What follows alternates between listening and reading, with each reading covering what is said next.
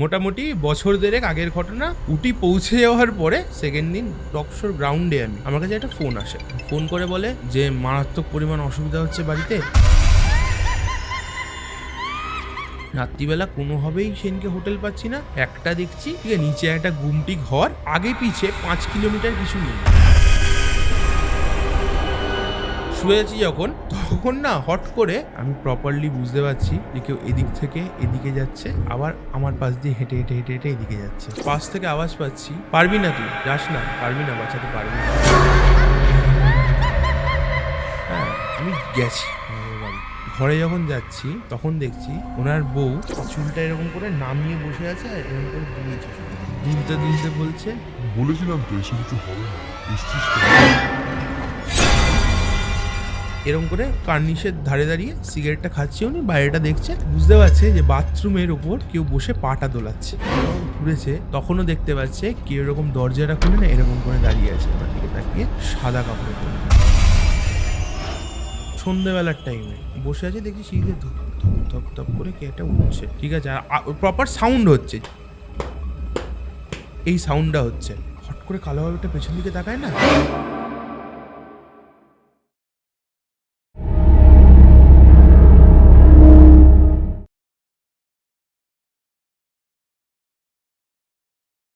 Welcome to another episode of Real Talk with Shreya. আর আজকে আমার সাথে আমার একজন খুব ফেভারিট গেস্ট আছে। কেন ফেভারিট? কারণ আমি এই মানুষটাকেই ইনফ্যাক্ট ভীষণ ভীষণ পছন্দ করি, প্রদীপ্ত চক্রবর্তী, যার সাথে অলরেডি আমরা প্রিভিয়াসলি ইন্ট্রোডিউসড, বিকজ আমরা সকলেই সেই 476 বছরের পুরনো ওলাইচণ্ডী মায়ের সেবায়ত হিসেবে পূর্ব পরিচিত ওর সাথে। সো কেমন লাগছে নেক্সট টাইম আমার এখানে এসে বল? খুব ভালো লাগছে, খুব ভালো লাগছে। স্টুডিওটা তো আমার খুবই তার মানে প্রিয়, তোমাকে যেমন আমি বলেইছি।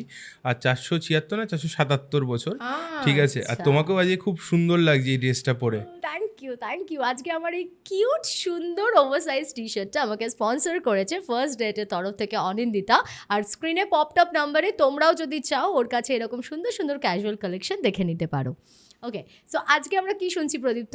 অবশ্যই তোমার কেস স্টাডি শুনবো। হ্যাঁ, অবশ্যই। প্রথম কথা তো আমার কেস স্টাডি শুনবো, তারপর তন্ত্র নিয়েও এমন কিছু কথা আমরা বলবো যে মিথগুলো লোকের মধ্যে খুব প্রবলভাবে দৃঢ়ভাবে বসে গেছে, প্রথম কথা। আর কিছু বাস্তব কথা আমি বলবো আজকে।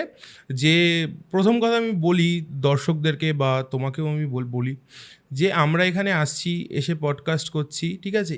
এই আমি বলছি, আমি একটা অ্যাস্ট্রোলজার হয়ে, তান্ত্রিক হয়ে বা ওলাইচণ্ডী মন্দিরে সেবায়িত হয়ে এটাতে ইনফ্লুয়েসড হয়ে কাউকে লাখ লাখ টাকা দিয়ে দেবেন না, ঠিক আছে। এরকম প্রচুর ঘটনা আমার তার মানে এতে এসে কানে এসছে, বা আমি দেখেছি। এরকম শুধু যে পডকাস্টের কথা বলছি তা না, বিভিন্ন ক্ষেত্রে একটা কবজের জন্য 1 লাখ টাকা নিয়েছে, 1.5 লাখ টাকা নিয়েছে। হতে পারে না কোনোদিন হতে পারে না। আপনারা এই গল্পগুলোকে এন্টারটেনমেন্ট হিসেবে নিন আমি বলবো, ঠিক আছে, অ্যাওয়ারনেস হিসেবে নিন আমি বলবো।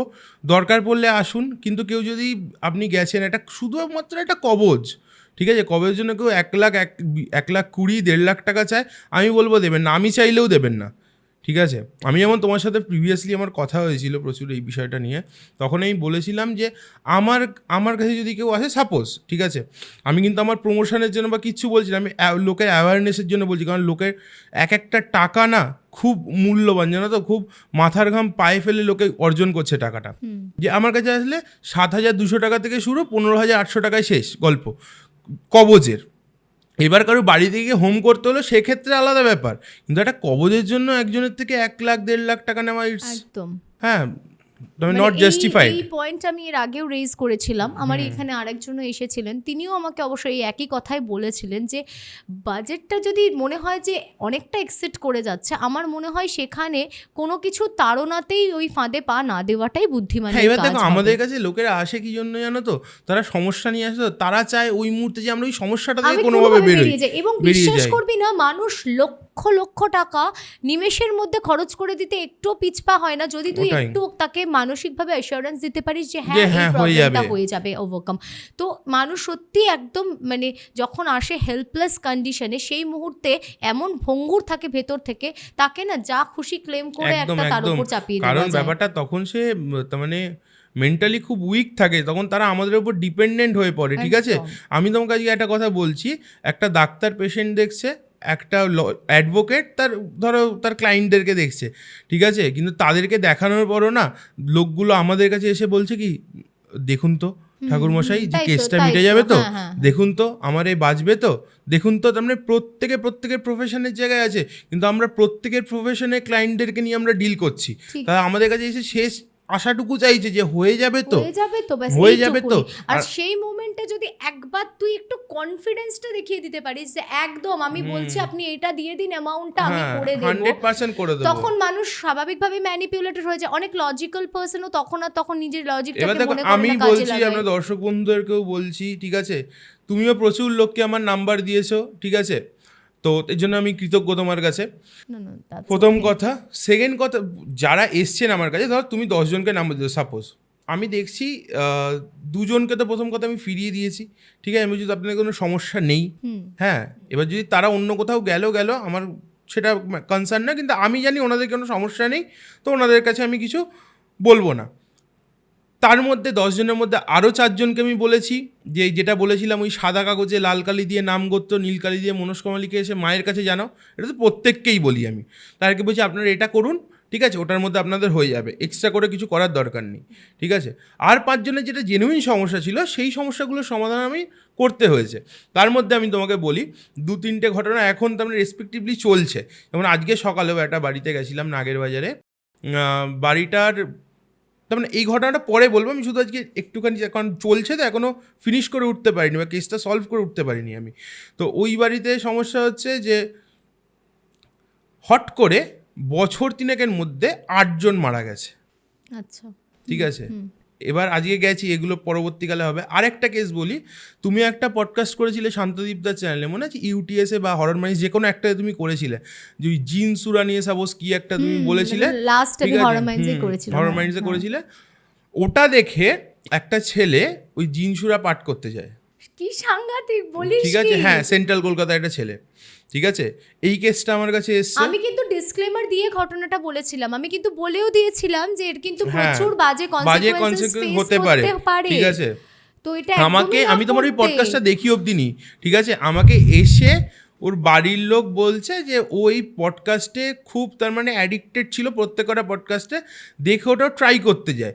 তখন আমি তোমার ওই পডকাস্টটা খুলে দেখি, জানো তো, পুরোটা আমি দেখেছিলাম, তুমি সেটা বলেও ছিলে এটার খুব বাজে কনসিকুয়েন্সেস হতে পারে কিন্তু, ঠিক আছে। সেই ঘটনাগুলোই এখন কি মারাত্মক। এবার তো গল্প বলাও আমাদের মতো স্টোরি টেলারদের জন্য মুশকিল হয়ে পড়ছে। তার জন্য আমি প্রথমেই বললাম এটাকে একটা এন্টারটেইনমেন্ট বা অ্যাওয়ারনেস হিসেবে নিই। আমরা গল্প বলি মানে সেটা মানুষকে পিওর এন্টারটেইন করার জন্য বলি। এইগুলোকে কোনো যদি এখান থেকে কিছু হয়তো কথা প্রসঙ্গে আমার মুখ দিয়ে বেরোলো, সেটাকে যে নিজে অ্যাপ্লাই করবো বা ইমপ্লিমেন্ট করে দেখতে হবে। তোমাকে একটা কথা বলি আমি, এই যে আমরা পডকাস্টগুলো করছি, ঠিক আছে, এগুলো তো হরর ওয়ার্ল্ডের সাথে যুক্ত। তুমি দেখবে এই পডকাস্টগুলো করার পরে, ধরো তুমি আজকে এই পডকাস্টে শ্যুট করবার বাড়ি যাচ্ছ, প্রথম কথা তোমার ড্রাউজি ফিল হবে, ঠিক আছে, প্রচণ্ড পরিমাণ ঘুম পাবে, কারণ আমাদের এনার্জি, নেগেটিভ কথা বললে আমাদের এনার্জি ড্রেন হবেই হবে। আর সেকেন্ড কথা, এর কিছু হলেও এফেক্ট না আমাদের জীবনে পড়ে, ঠিক আছে, 110%। তার জন্য আমি বলি, প্রত্যেক করা লোককে বলছি, দর্শকদের হাত জোর করে বলছি, এই গল্পগুলোকে এন্টারটেনমেন্ট বা অ্যাওয়ারনেস হিসেবে নিন, ঠিক আছে। আচ্ছা, ছেলেটি এখন ভালো আছে এমনি? ঠিক আছে, এখন আপাতত কাজ চলছে, ঠিক আছে, কাজ চলছে। আচ্ছা, এই ব্যাপারটা নিয়ে আমাকে তোকে অফ স্ক্রিন হোক তোর সাথে আমি কথা বলবো, আমি জানতে চাই যে সে কেমন আছে। মানে আমি চাইও না যে আমার জন্য ইনডাইরেক্টলি ও না, তোমার জন্য ইনডাইরেক্টলি না, ছেলেটা যে ইন্টারেস্ট ছিল না এইসবে তা নয়, ঠিক আছে, ও তোমার ওখান থেকে ইনফরমেশনটা গ্যাদার করেছে, তারপরে ও গিয়ে এক জায়গায় আরবি শিখেছে ছেলেটা, ঠিক আছে, আরবি শিখে সেখান থেকে আবার সেই, তার মানে ট্যাংরায় কার কাছে যেত আরবি শিখে তারপরে এইসব ঘটনাগুলো করেছে, ঠিক আছে। ছেলেটা প্রচুর খেটেছে এর পেছনে, ঠিক আছে, বাঁশ নিয়ে আসার জন্য। কোনো মানে হয় করার, ঠিক আছে, এরকম। আর আমি রিসেন্টলি কালকে যেমন পুজো আছে সকালে করে, আমি রাত্রিবেলা চলেছি পুনে, ঠিক আছে, পুনেতে একটা কেস পড়েছে। তো এই 3টে কেস এখন সাইমেন্টেলিয়াসলি চলছে, ঠিক আছে। তো এই 3টে কেস সলভ করে নিশ্চয়ই এই ঘটনাগুলো তারা যদি আমাকে পারমিশন দেয়, ঠিক আছে, আমি নিশ্চয়ই বলবো পরবর্তীতে আমরা বলবো। ওই ছেলেটার কেসটা কিন্তু আমি পুরোটা শুনবো, মানে সেটা অফ স্ক্রিনে এখন বা কেসটা সলভ হয়ে গেলে পরে অন স্ক্রিন আমি চাইবো এটা আমরা সবার সাথে আমরা শেয়ার করব এই বিষয়টা নিয়ে। আমি কিন্তু বারবার যখনই ঘটনা বলি আমি নিজের এন্ড থেকেও ডিসক্লেমার দিয়েই দিই যে আমিও তার জন্য আজকে শুরুতেই, আপনারা বাড়িতে প্র্যাকটিস করবেন না, শুরুতেই এই কথাটা বললাম যে এই জিনিসগুলো নিয়ে প্রথম কথা কোনো খেলা উচিত না, ঠিক আছে? কারণ আমরা জানি যে একটা কথা আমি ছোট্ট করে বলি, যে গৌরব তিওয়ারি স্যার, ঠিক আছে, গৌরব তিওয়ারি স্যার ফেমাস হয়েছিল এমটিভির ওই শোটা নিয়ে। তারপর ওনার মৃত্যুটা কত রহস্যময় তো জানি আমরা সবাই, কারণ আমরা এইগুলো নিয়ে আলোচনা করি, তো আমরা তো সেটা নিয়ে অ্যাওয়ার আছি। আর রিসেন্টলি ওই ওনাদের বলো ওই ওয়েব সিরিজটা বেরিয়েছে, ওটার পরে আরও লোকে দেখেছে যে এইগুলো নিয়ে খেলা করতে যাবেন না, কিন্তু একদম খেলা করতে যাবেন না। এগুলো হচ্ছে আগুনের একটা গোলা, একটু এদিক ওদিক হলে না সবটা শেষ করে দিতে পারে। কিন্তু তাই তো, নেগেটিভ এনার্জি নিয়ে শুধু ছেঁড়াকাটা করার তো কোনো দরকার পড়ে না। বিশ্বাস করি না করি সে তো পরের কথা, কিন্তু আউট অফ কিউরিওসিটি আমি এমন স্টেপ কেন নেব যেটার জন্য আমাকে পরবর্তীতে এত মানে সাফার করতে হয়, তাই তো সমস্যার মধ্যে পড়তে। ওকে, ঠিক আছে, তাহলে এবার আজকের ঘটনাতে যাওয়া যাক। আজকের ঘটনাতে যাওয়ার আগে আমি বলি, তোমাকে আগের পডকাস্টে আমি বলে গেছিলাম যে আমার সাথে ঘটনা আমি কিছু বলবো। হ্যাঁ, তার মানে একটা কেস সলভ করতে গিয়েই আমাকে না এই ঘটনাটার সম্মুখীন হতে হয়। তার মানে একটুখানি অদ্ভুত, আমি তোমাকে বলছি প্রথম থেকে যে ঘটনাটা এবার ঢুকি। হ্যাঁ, মোটামুটি বছর দেড়েক আগের ঘটনা। আমি তোমাকে বলেছিলাম আমি ড্রাইভ করতে খুব ভালোবাসি গাড়ি নিয়ে। তো আমাদের 4 জনের একটা গ্রুপ আছে, 4-5 জনের, যারা আমরা ডগ শোজ করতে যাই, ইন্ডিয়ার এদিকে ওদিকে যাই। এবার তখন আমি প্রথম গাড়ি চালানো শিখে টুকটাক এদিক ওদিক চালিয়েছি, বেশি দূর কোথাও আমি যাইনি, এই ম্যাক্সিমাম হয়তো দীঘা, ঠিক আছে, এইটুখানি। এবার এবার আমার বন্ধু সার্কেলটা আমি বলে রাখি, আমার বন্ধু সার্কেলটা না কেউই আমার বয়সী না, ঠিক আছে, সবাই আমার থেকে বড়। হয়তো তাদের কিছু জনের ছেলেমেয়েরা আমার বয়সী, ঠিক আছে, হ্যাঁ, একটু এজেড তারা। কারণটা কি, আমার তার মানে আড্ডা মারার জায়গাটাই হচ্ছে যারা ওই কুকুর পাখি এইসব নিয়ে যারা কালচার করে তাদের সাথে। যেহেতু আমারও এটার প্রতি খুব ইন্টারেস্ট আছে, রেগুলার 8টা থেকে 9টা থেকে 10:30 আমরা একটু আলোচনা করি এইসব দেখা করে। তো সে বললো যে আমি উটি শো করতে যাব। আমি বললাম ভালো কথা, উটি শো করতে যাবেন, কি করে যাবেন? উনি বললে আমি যেরকম আমরা গাড়িতে যাই ওরকমই যাব। আমি দেখলাম ম্যাপে মেরে 2400 কিলোমিটার কলকাতা থেকে। আমি বললাম 2400 কিলোমিটার উনি যাবেন? বলছে হ্যাঁ চলো, তুমিও তো গাড়ি চালানো শিখে গেছে। আমি বললাম কী বলছেন, কোনো দিন বড়ো গাড়ি, ইনোভা তার, বড়ো গাড়ি চালাইনি, হ্যাঁ কী করে আমি চালাবো? বলছে তুমি চলো না। আমি, উনি আর একটা দাদা, তার মানে আমরা 4 জন গেছি টোটাল, 4টেই ছেলে আর 2টো কুকুর ইনোভার পেছনে, আর আমাদের মালপত্র সব রাখা আছে। চলো, বক্সে করে আমরা যাচ্ছি। আমাদের 3 দিন লেগেছিল যাওয়ার সময়। তো আমরা যাচ্ছি যখন, প্রথম দিনকে কোনো অসুবিধা নেই, দ্বিতীয় দিন তৃতীয় দিন আমরা উটি পৌঁছে গেছি, ঠিক আছে। উটি পৌঁছে যাওয়ার পরে সেখানেও কিন্তু সমস্যা নেই, কোনো সমস্যা কিছু হচ্ছে না। এবারে কি হলো, হট করে উটিতে প্রথম দিন কাটালাম ডগ শো, সেকেন্ড দিন ডগ শোর গ্রাউন্ডে আমার কাছে একটা ফোন এসে বলে যে ঠাকুরমশাই, আমরা একটা সমস্যায় একটুখানি পড়েছি, আপনার এখানে এসেছিলাম কিন্তু আপনি নেই। আমি বললাম বাবা আছে, বাবার সাথে কথা বলে নিন। এবার উনি বলছে না, আপনার সাথেই আমরা কথা বলবো, ঠিক আছে। আমি বললাম আচ্ছা ঠিক আছে, তাহলে তো একটু অপেক্ষা করতে হবে। হ্যাঁ, কিন্তু আপনি চাইলে কিন্তু বাবাকে বলতে পারেন, কোনো সমস্যা হবে না, ঠিক আছে। মানে উনি আমার হেড অফিস, ঠিক আছে, একদম হেড অফিস মাচন্ডি, তারপরে উনি, তারপরে আমি। না আপনি আসুন, আমি বলবো। হ্যাঁ, তো আমি বললাম যে ঠিক আছে বলবেন। হ্যাঁ, আর বলছি একটু সমস্যা হলে আপনাকে ফোন করতে পারবো? আমি বললাম ঠিক আছে করবেন, কারণ আমি না সত্যি কথা বলতে আমি ওরকম কথা দেখাই না যে আমার ফোন ধরার সময় নেই বা কথা। আমার যদি সময় থাকে আমি নিশ্চয়ই এন্টারটেন করি, নিশ্চয়ই 10 মিনিট আমি কথা বলি লোকের সাথে। তো যথারীতি আমি এবার উটিতে 2 দিন আমরা ঘুরে আমরা ফিরবো সেদিনকে, বুঝলে তো। যেদিনকে ফিরবো উনি ওনার বাড়ি থেকে ফোন করে বলে যে মারাত্মক পরিমাণ অসুবিধা হচ্ছে বাড়িতে, ঠিক আছে, আপনার কতদিন লাগবে। এবার দেখো, উটি থেকে তার মানে ফেরার আগের দিন রাত্রিরে ফোন করেছে আমাকে, আমি পরের দিন সকালে যদি বেরোই গোটা 3 দিন, ঠিক আছে, 3টে দিন আমাকে রাস্তায় থাকতে হবে, রাস্তায় কাটাতে হবে, বাই রোড ফিরছি, কারণ সকালবেলা গাড়ি চালাবো, রাত্রিবেলা তো রেস্ট নেবো, তারপরের দিন আবার গাড়ি চালাবো। চতুর্থ দিনকে আমি কলকাতা পৌঁছাবো, কলকাতা পৌঁছানোর পরে আমাকে একটু রেস্ট নিতে হবে। আমি বললাম 4টে দিন লাগবে মোটামুটি। তো উনি বলে যে খুব সমস্যা হচ্ছে আমাদের, ঠিক আছে। তার মধ্যে আমার এই বন্ধু বান্ধবরা ঠিক করে কি যে ওর আরেকদিন এক্সট্রা উটিতে থাকবে, আচ্ছা। ঠিক আছে, ওই কি আসার সময় বন্দিপুর ফরেস্টটা পরে ওখানটা ঘুরবে, এইসব করবে। তো এবার দেখো ওদেরকে তো আমি বলতে পারছি না চলো চলো চলো, ওরাও এত দূরে এসে সবসময় তো উটি আর বাইরেটা আমরা যাবো না, সারা জীবনে তো একবার দুবারই হয়তো যাব। তো আমি বললাম যে ঠিক আছে দেখছি। হ্যাঁ, তো বাবাকে ফোন করলাম, বাবাকে ফোন করে বললাম যে ওনাদের কি হয়েছে, হ্যাঁ একটা নাম্বার দিচ্ছি, ফোন করো তো, করে কথা বলো। বাবা ফোন করেছে, বাবাকে ওনারা কিছু বলবে না। ঠিক আছে, তো অদ্ভুত, তার মানে কি লোকের এটা কী হয় আমি বুঝতে পারি না, অদ্ভুত ব্যাপার। আপনি প্রবলেমে পড়েছেন, ঠিক আছে, যে মেন আমার বাড়িতে কাজ করেন তাকে আমি দিচ্ছি, হবে না, আমাকেই চাই। কারণ যে রেফার করেছে সে আমার নাম বলে দিয়েছে, এবার সে তো বুঝতে পারছে না, এসে এবার বলছে না আপনাকেই বলবো, আপনাকেই বলবো। যথারীতি আমি বলি তাহলে আমি বেরিয়ে যাচ্ছি। হ্যাঁ, আমি ওখান থেকে কেরালা ট্রান্সপোর্টের একটা বাস আছে, ঠিক আছে, এটা উটি থেকে ব্যাঙ্গালোর আসে। আমি বলছি ব্যাঙ্গালোর এসে ফ্লাইট ধরে চলে আসবো।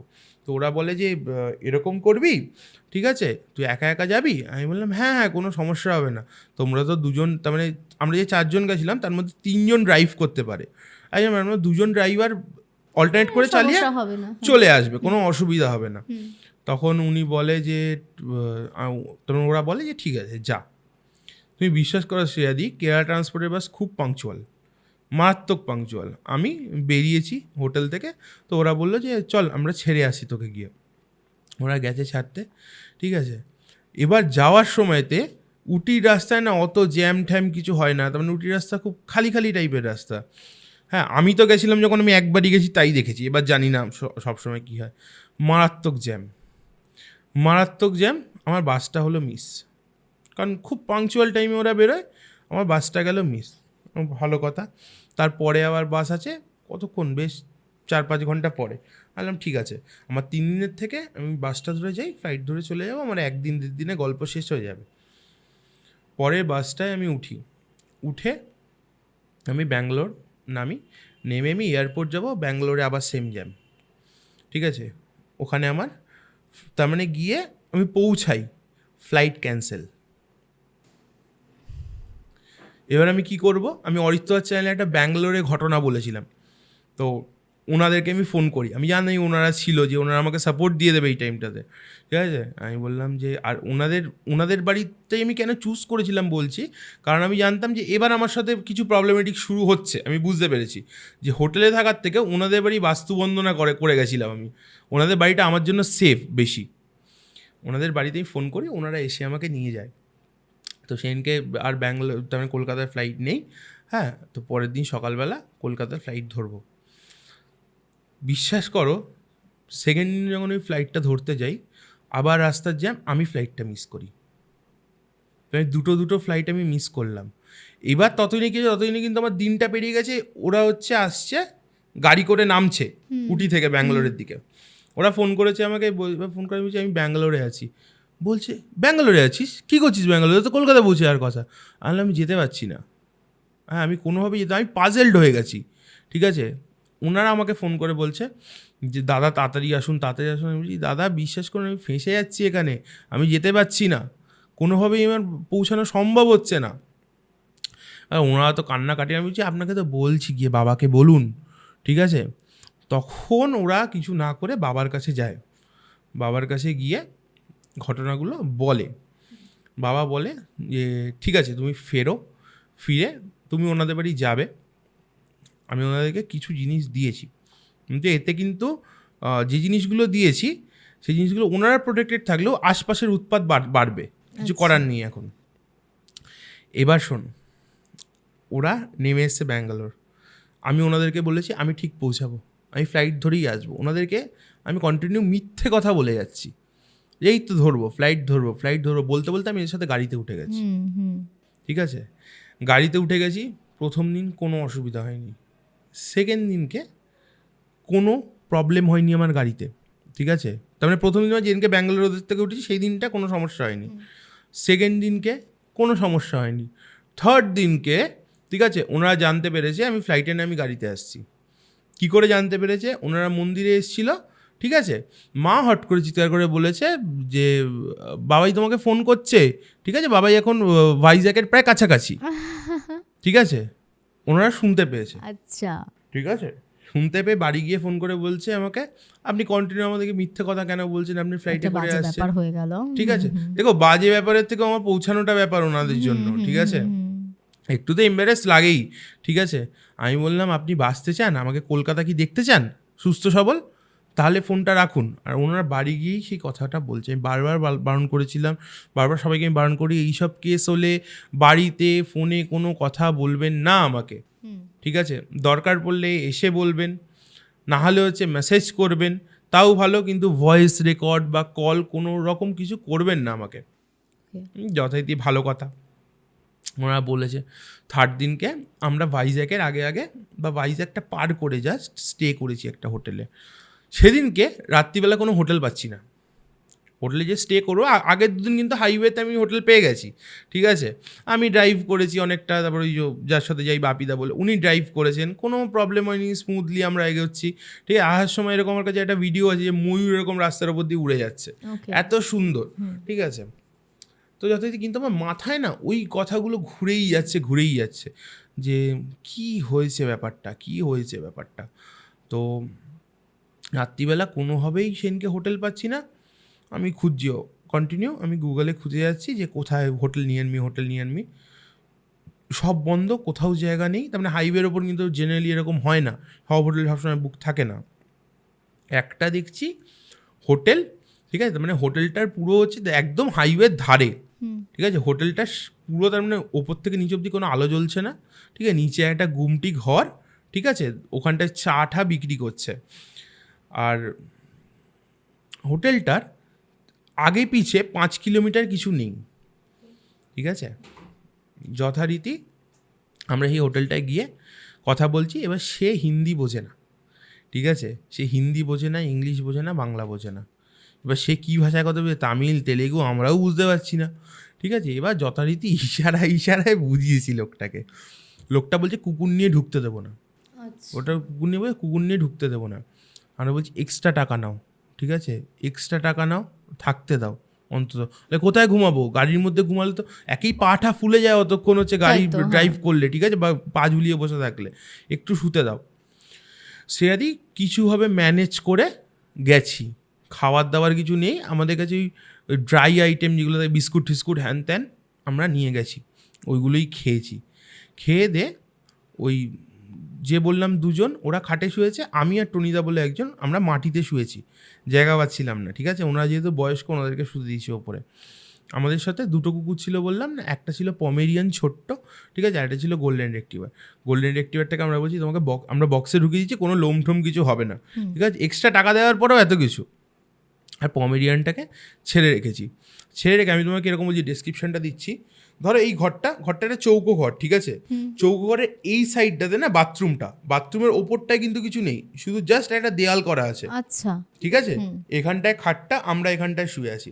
ঠিক আছে, শুয়ে আছি যখন, তখন না হট করে আমি দেখছি যে এবার আমি এদিকে মাথা দিয়ে শুয়ে আছি, বাথরুমটা সোজাসুজি আমার দিকে। ঠিক আছে, আমি দেখতে পাচ্ছি কেউ একজন উঁকি দিয়ে দেখছে। ঠিক আছে, আমি বললাম যে কী হলো কেসটা, আমি কি সারাদিন গাড়ি ঠাড়ি চালাচ্ছি, আমার কি কোনো মানে হচ্ছে নাকি, হ্যালুসিনেশন হচ্ছে নাকি? তো আমার মনে হলো যে না, হ্যালুসিনেশন হতে হবে। তখন আমার কেসটা মাথায় শট করে স্ট্রাইক করেছে। শতে 10 মিনিট পর টনিদা আমাকে ডাকছে, এই ওঠ না। কী হয়েছে? বলছে দেখ না কে দাঁড়িয়ে আছে মনে হচ্ছে। আমি যখন উঠেছি দেখি কেউ নেই। ঠিক আছে, শ্রেয়াদি বিশ্বাস করো, আমি শুয়ে আছি না, ঠিক আছে, আমি প্রপারলি বুঝতে পারছি যে কেউ এদিক থেকে এদিকে যাচ্ছে, আবার আমার পাশ দিয়ে হেঁটে এদিকে যাচ্ছে। ঠিক আছে, আমি চোখ খুলছি না, আমি চোখ বন্ধ করে আছি। চোখ বন্ধ করে থেকে আমি শুধু মায়ের মন্ত্র জপ করে যাচ্ছি, জপ করতে কিছুক্ষণ পর দেখছি জিনিসটা নেই আর। ঠিক আছে, এই গেল ওই রাত্রের কথা। ওই রাত্রে ঘটনাটা ঘটে গেল। পরের দিন সকালবেলা গাড়ি স্টার্ট দিয়েছি, আবার গাড়ি চলছে। এবার মোটামুটি আমরা কলকাতার থেকে ধরো আর 400 বা 600 এরকম কিলোমিটার দূর, আমার প্রপারলি মনে নেই, কারণ আমি না নাম কিলোমিটার সব গুলিয়ে ফেলি মাঝে, তো মনে নেই। আসছি, সারা ড্রাইভ করে আমরা ঢুকিয়ে দেবো গাড়ি, আর কোথাও দাঁড়ানোর আমাদের সিন নেই। রাস্তাতে হট করে ওই যে বললাম বয়স্ক লোকটা যার গাড়িটা ইনোভা গাড়িটা, ঠিক আছে, উনি চালাচ্ছে, আমি তার পাশে বসে আছি, ঠিক আছে, আর বাকি দুজন পিছনে বসে ঘুমাচ্ছে। উনি হট করে বলছে, আর কি যে ড্রাইভ করে না তার সাথে আমরা সবসময় একজন সঙ্গ দিই যাতে ওনার ঘুম না পায়, হ্যাঁ ঠিক আছে, পেছনে যার ঘুম পাবে তাই সে পেছনে চলে যাও। বসে বসে আছি, উনি বলছে এ দেখো রাস্তার মাঝখানে কে হট করে, তার মানে রাত্রির দিকে রাস্তার মাঝখানে কে বসে আছে একটা। আমি যখন চোখ ঘুরেছি দেখছি কেউ নেই, পুরো ফাঁকা। বলছে প্রদীপ্ত বিশ্বাস করো, ঠিক আছে, রাস্তার মাঝখানে একজনকে সাদা শাড়ি পরে বসেছিল মনে হচ্ছে। আমি বললাম কি বলছেন, হ্যাঁ ইয়ার্কি মারছেন নাকি রে আপনি, ঠিক আছে। আর ওরা না এইসব নিয়ে ইয়ার্কি মারে আমার সাথে মাঝে মাঝে, যেরকম হয় বন্ধু বান্ধবদের মধ্যে, ঠিক আছে, হ্যাঁ তুই তো ভূত ধরছিস, এই করছিস হ্যান ত্যান। তাহলে আপনি কি ইয়ার্কি মারছেন আমার সাথে রাত্রিবেলা? একেই দেখছেন ওই কেসটা নিয়ে আমি খুব, এবার ওদের সাথে আলোচনা টুকটাক করছি আমি, হ্যাঁ দেখছেন আমি পুরো পাজেলড হয়ে আছি, আমি এখনও কলকাতা পৌঁছাতে পারিনি, আপনি এরকম করে যাচ্ছেন আমার সাথে, ইয়ার্কি মারবেন না একদম। বলছে তুমি বিশ্বাস করো ধর্মস্থ, আমি বলছি কেউ একটা বসেছিল, হ্যাঁ আমি তার উপর দিয়ে মনে হলো গাড়িটা চালিয়ে নিয়ে চলে আসলাম।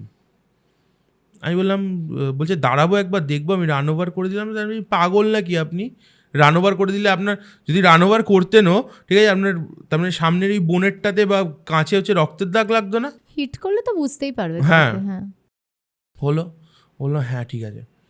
এবার তার মধ্যে কি হয়েছে আমার, ঠিক আছে, আমার বিশাল জোরে বাথরুম পেয়েছে, মারাত্মক জোরে। এবার দেখছি কি, তার মানে যে রাস্তাটা দিয়ে আমরা আসছি আশেপাশে না আছে পেট্রোল পাম্প, না আছে হচ্ছে ধাবা, না আছে কিছু। কি করব? হ্যাঁ ওরা ইয়ার্কি মেরে যা জঙ্গলে চলে যা। এবার এত জোরে আমার পেটে চাপ পড়েছে, আমিও তখন না এই করতে এই যাবো, হ্যাঁ আমার ভূতের থেকেও বেশি বলে দেখো কবজ আছে আমার আশেপাশেও করতে পারলো, আমাকে তো কিছু করতে পারবে না ডিরেক্টলি, কবজ। আমি বললাম ঠিক আছে যাই। তারপর দেখলাম না বাবা এখানে সাপ খোপ থাকবে, বেকার দরকার নেই আমার কোনো।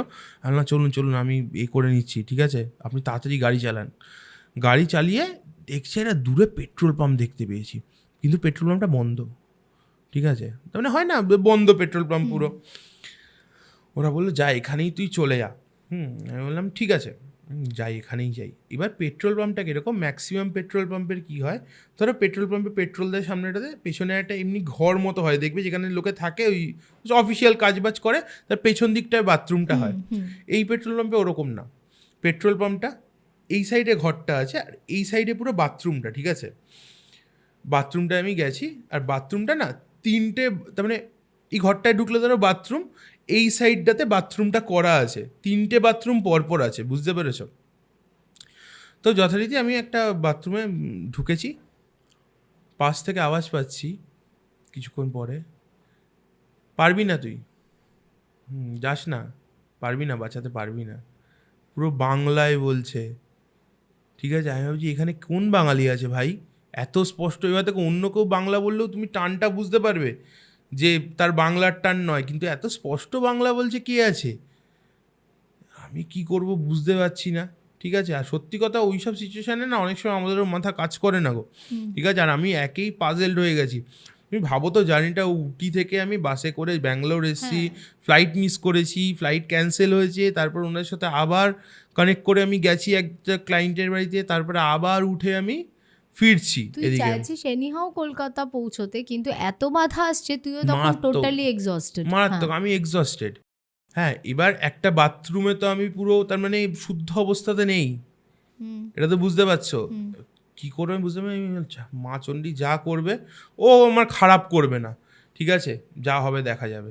আমি ওকে না, আর আমি তখন একটা সিগারেট জ্বালাই, ঠিক আছে, সিগারেট জ্বালিয়ে বলি কে তুই কে, তখন আমিও আমার ডমিনেশনটা দেখাতে শুরু করি, ঠিক আছে। এই সব সময় মনে রাখবে, আমি সব ক্লায়েন্টকেও বলি যে কোনো দিন যদি তোমার উপর কেউ ব্ল্যাক ম্যাজিক করে বা কোনো ভূত প্রেত এইরকম কিছু, তুমি ভাববে এটা নেই, এই জিনিসটা মনে রাখবে যে ব্ল্যাক ম্যাজিক বলে কিছুই হয় না, দেখবে এই জিনিসটা তোমার উপর অনেক কম কাজ করতে পারবে। আমি বলি কী হয়েছে, কে তুই, হ্যাঁ কী করতে পারবো না, তুই দেখতে চাস কি হবে না বা কি হতে পারে, বলে যে কোনো সাউন্ড পাই না। আমি ওখান থেকে বেরিয়ে এসে গাড়িতে উঠি, গাড়িতে ওঠার পরে আমি বলছে এবার বাপিদা আমাকে বলছে তুমি একটু গাড়িটা চালাও না, অনেকক্ষণ আমি চালালাম, সে আমি পারবো না চালাতে গাড়ি, ওই সময় গাড়ি চালালে শিওর অ্যাক্সিডেন্ট করে দেবো আমি, কারণ আমি মেন্টালি এক্সস্টেড হয়ে গেছি। আমি মেন্টালি আর পেরে উঠছি না কোনোভাবে। তা আমাকে একটু শুতে দিন, ঘুমাতে দিন। পেছনে যে ঘুমাচ্ছিল ওকে ডেকে বললাম যাও সামনে গিয়ে বসো, হ্যাঁ বা তুমি চালাও গাড়িটা।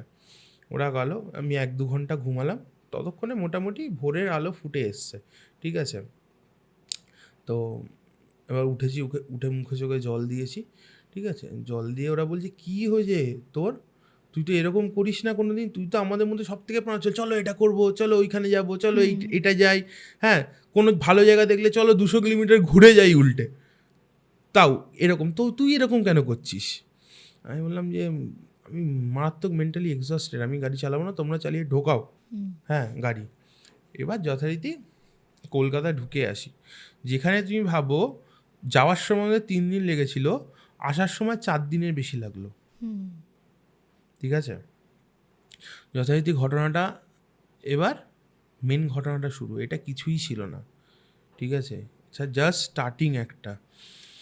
আমি ওনাদেরকে ফোন করে বলি আপনারা আসুন। বলছে আমরা যেতে পারবো না। বললাম কেন যেতে পারবেন না মানে? বলছে বাড়ি থেকে বেরোতে পারছি না। আর খুব কুল অ্যান্ড কামলি বলছে আমাকে, ঠিক আছে। তোমার কিছু প্রবলেম হলে কি বলবে, হ্যাঁ হ্যাঁ বাড়ি থেকে বেরোতে পারছি না, আপনি আসুন আসুন আসুন, এরকম। আমরা বাড়ি থেকে বেরোতে পারছি না, হ্যাঁ আর আপনারও এসে কোনো লাভ নেই মনে হচ্ছে। তো যথারীতি এই কথাটা ওনার বউ বলছে আমাকে। আমি বললাম যে আচ্ছা ঠিক আছে। তো এবার না ওরা বাবার কাছে ওনাদের অ্যাড্রেসটা দিয়ে গেছিলো। আর আমার বাড়ি থেকে বেশি দূর না, ঠিক আছে, এই 7 ট্যাঙ্কস, তার মানে আমার বাড়ি বেলগাছিয়া, ওনাদের বাড়ি 7 ট্যাঙ্কস, বুঝলে তো। আমি বললাম ঠিক আছে আমি যাবো ওনাদের বাড়ি, ওনাদেরকে আর কিছু বলিনি আমি। আমি বলছি ভাই ফোনে ওনাদের সাথে আমি আর কথা বলবো না কোনোভাবেই, আমি যা রাস্তায় ভুগেছি রে ভাই, বাপরে বাপ। হ্যাঁ আমি গেছি ওনাদের বাড়ি। তো বাবাকে আমি বললাম কি দেখেছো, ঠিক আছে। বলছে কি দেখেছি না, যাও নিজে গিয়ে দেখো, সবসময় কি আমি হেল্প করবো কেন, যাও নিজে গিয়ে দেখো, ওনাদের যেটা দেওয়ার দিয়ে দিয়েছি, ওনাদের তার মানে ওনার কোনো রকমভাবে ক্ষয়ক্ষতি ওনাদের করতে পারবে না, ঠিক আছে, বাড়িতে অত্যাচারটা চালিয়ে যাবে। আমি বললাম যে ঠিক আছে যাই, চলো যাওয়া যাক। খুঁজে খুঁজে খুঁজে খুঁজে গেছি, বুঝলে তো, ওনার বাড়িতে যখন গেছি, ঠিক আছে, আমি গিয়ে কড়া নাড়াচ্ছি যখন, লোকটা বলছে কে কে, আমি বললাম প্রদীপ্ত বলছি। যে কে প্রদীপ্ত, হ্যাঁ তার মানে এটা কিন্তু উনি নর্মালি বলছে কে প্রদীপ্ত। আমি বললাম অ্যাস্ট্রোলজার প্রদীপ্ত চক্রবর্তী। বলছে ও আচ্ছা আচ্ছা আচ্ছা। গেটটা খুলে যখন ঢুকেছি, দেখছি একটা ফ্ল্যাট, এই দেখো এইগুলো গোছানো আছে, কত সুন্দর লাগছে, ঠিক আছে, পুরো সব লন্ডভন্ড। তার মানে এটাকে ধরো ফেলে দিলাম, লাইটগুলোকে ফেলে দিলাম, এটাকে ফেলে দিলাম, পুরো ফ্ল্যাটটা একদম লন্ডভন্ড। বললাম এই কী অবস্থা, হ্যাঁ। বলছে আপনার বাবা জলটা দিয়েছিল বলে না হয়তো বেঁচে আছি, নাহলে সেটাও আমরা থাকতে পারতাম না। এবার আমি ওনাদের ঘরে যাই, ঘরে যখন যাচ্ছি তখন দেখছি ওনার বউ বসে আছে, ঠিক আছে। আর ধরো দাঁত ঠাত না মাজলে এই সব জায়গাগুলো এরকম সাদা সাদা সাদা সাদা হয়ে যায় না, ঠিক আছে, ওরকম জায়গাটা হয়ে গেছে। আর চুলটা এরকম করে নামিয়ে বসে আছে আর এরকম করে দুলছে শুধু, ঠিক আছে। দুলতে দুলতে বলছে বলেছিলাম তো এসে কিছু হবে না, এসছিস কেন? প্রপারলি আমাকে বলছে আমি তো বলেছিলাম এসে কিচ্ছুটি হবে না, কিচ্ছু করতে পারবি না। হ্যাঁ আচ্ছা ওনার ওয়াইফই ফোন ধরে বলেছিলেন না যে আমরা বেরোতে পারছি না থেকে? বলছে আমরা বেরোতে পারছি না, এসে কোনো লাভ নেই। হ্যাঁ উনি বলেছে আমাকে। গিয়ে দেখছি এরকম করে নড়ছে, ঠিক আছে। তার মানে ধরো চুলটাকে মেয়েদের চুল করানো, এদিক থেকে পড়ে আছে, একটা চোখ ভিজিবল, ঠিক আছে, আরেকটা চোখ চুলে ঢেকে আছে, আর এরকম করে হাতটাকে একটা পায়ের ওপর রেখেছে, আর এরকম করে দুলছে আর বলছে কিচ্ছু হবে না। ওনার বর বলছে, ঠিক আছে, যে দাদা জানেন না কি অবস্থা, ঠিক আছে, এই জলটা সত্যি কথা বলতে নেই, মাচণ্ডীর ওই জলটা এতটা কার্যকরী না দিদি, ঠিক আছে। বলছে যখনই বেশি বাড়াবাড়ি করতে আসে এই জলটা ছিটিয়ে দিচ্ছি, ঠিক আছে, তাতে অনেকটা শান্ত হচ্ছে জিনিসটা। তো যথারীতি এরকম আমি বললাম যে একটুখানি আমাকে তো বলতে হবে, ঠিক আছে, আর আমি এখন আপাতত দেখে নিই আমি যাই, আপনারা একদিন আসবেন। বলছে যে আমরা যেতে পারবো না। আমি বলছি আপনি আসতে পারবেন, 100% পারবেন। কে আটকাবে আপনাকে? আমিও দেখব। তখন আমাকে বলছে, দেখবেই কে আটকাবে? মানে বউটা? হ্যাঁ, চিৎকার করে পাশের ঘর থেকে বলছে, আমি কিন্তু বাইরে ওনার সাথে দাঁড়িয়ে কথা বলছি। আচ্ছা। দেখবি কে আটকাবে? দেখতে চাস তুই? কেন রাস্তায় যেগুলো হলো মনে নেই? আমাকে যখন বলেছে না রাস্তায় যেগুলো হলো মনে নেই, তখন তো আমি বুঝতেই পেরেছিলাম, তখন আরও আমি বেশি কানেক্ট করতে পেরেছি, বুঝলে তো? বললাম ঠিক আছে দাঁড়া। আমি বাবাকে ফোন করলাম, আমি বললাম দেখো ওনার বাড়ি থেকে বেরোতে পারছে না, কি করব? হ্যাঁ, বাবা বললো তুমি কিচ্ছু করবে না, বাইকটা নিয়ে তুমি গেছো, ঠিক আছে, বাইকটা নিয়ে ফিরবে না, ওখান থেকে একটা গাড়ি বুক করো, ওলা উবের যা খুশি করো, বা সামনে আছে অটো ধরে আসো, কিন্তু বাইক নিয়ে ফিরবে না কিন্তু। আমি বললাম ঠিক আছে বাইক নিয়ে ফিরবো না। বলছে তুমি ফিরে এসো আর ওনাদেরকে বলো তুমি আসবে, কবে আসবে, কী বৃত্তান্ত, এইসব কিচ্ছু বলবে না, আর আমি যে কথাগুলো বলছি এর রিপ্লাইও করবে না ওখানে দাঁড়িয়ে। আমি বললাম ঠিক আছে। আমি বললাম আপনারা দাঁড়ান, এই জলটা আপনারা ইউজ করে যাবেন, বন্ধ করবেন না, ঠিক আছে, নালে কিন্তু ওর ক্ষতি করে দেবে আপনার বউয়ের, আপনার বউকে আর বাঁচাতে পারবো না তাহলে। এক নিমেষে আপনি তোমার চোখের আড়াল করবেনই না, কোনো দিনই চোখের আড়াল করবেন না। তখন যথারীতি উনি বলেন যে ঠিক আছে, বাবার কাছে যাই। বাবা বলে কিছু জিনিস আমরা বানাবো, বানিয়ে ওনাদের বাড়ি নিয়ে যাবে তুমি। আমি বললাম যে ঠিক আছে। তো যথারীতি দেখো অনেকেই এইসব তার মানে একদম তন্ত্রের কোর জায়গার কথা বলে দিচ্ছে, কিন্তু আমি সেটা বলতে রাজি নই অন ক্যামেরা বা কোথাওই। তো সেই জিনিসগুলো আমরা তৈরি করি বসে, ঠিক আছে। আমি তোমাকে আগেও বলেছিলাম, ঠিক আছে, আমাদের মন্দিরে আসলে 2টো জল, একটা কবচ, এটা কমন। তো কবচগুলো রেডি করি। সামথিং কিছু তার মানে কোনো একটা তিথি ছিল, ঠিক আছে, অমাবস্যা ছিল না এইটুখানি আমি বলতে পারি তোমাকে, কিন্তু কোনো একটা তার মানে এইসব তো খুব আর্জেন্ট কাজ, তাই জন্য আমরা স্পেসিফিক তিথি থেকে করে দিই এই কাজগুলো, ঠিক আছে, যদি ভালো তিথি থাকে। তো যথারীতি কবচগুলো বানিয়ে আমি ওদের বাড়ি যাই, আর জলটা আরেকটা জল বানিয়ে বাড়ি যখন যাই, আমি ওনাদেরকে কিন্তু বলি না কবে যাব, কিন্তু ওনারা বাড়ি থেকে বেরোতে পারছে না কিন্তু তখন আমি ওদের বাড়ি গিয়ে পৌঁছে আমি বলি যে এই কবচগুলো রাখুন। তো ওনাদের বাড়িতে কারা কারা আছেন একটু বলে রাখি, উনি, ওনার ছেলে, ওনার ওয়াইফ, 3 জন। মানে একটা ফ্ল্যাট ওর মধ্যে আছেন। ছেলে কত বড়? ছেলে মোটামুটি ধরে না ওই 14-15 বছর বয়স, আচ্ছা। ঠিক আছে, মাধ্যমিক দেবে করছে। আমি গিয়ে বললাম যে এই কবচগুলো আপনারা পরে নেবেন, আর এই জলটা যেমন ছেটাচ্ছেন ওটা ছেটাতেই থাকবেন, আর এই জলটা আরেকটা যে দিচ্ছি ওটা খাবেন দুজনে, আর ওকে খাওয়ানোর চেষ্টা করবেন।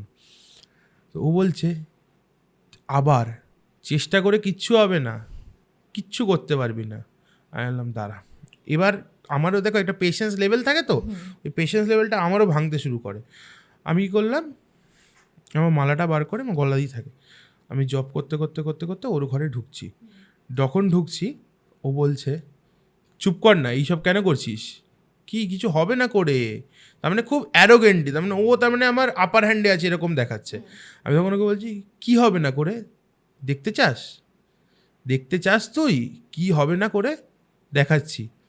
বলছে দেখবি কি করতে পারি আমি তোকে। আমি বলছি হ্যাঁ আমিও এবার দেখতে চাই তুই কি করতে পারিস আমার সাথে, তুই আমাকে দেখা, ঠিক আছে। ও নিজের হাতটা কামড়াতে যায়, আর কামড়ে এই জায়গাটা কামড় বসিয়ে ফেলে, এখান থেকে toss toss toss toss toss toss করে রক্ত পড়ছে। আমি এনে সঙ্গে সঙ্গে জলটা এনে ওর ওপর ছেটাই, ও একটু নিস্তেজ হয়ে পড়ে। সঙ্গে সঙ্গে যে আরেকটা জল নিয়ে গেছিলাম ওটা ওর মুখে ঢেলে দিই, ও পুরো অজ্ঞানের মতো হয়ে পড়ে। সঙ্গে সঙ্গে আমি কবচটা পরিয়ে দিই। ওকে। যখনই কবচটা পরিয়ে দিই তার মানে ও পুরোপুরি নিস্তেজ, ও আর কোনো তার মানে ওর সেন্স নেই।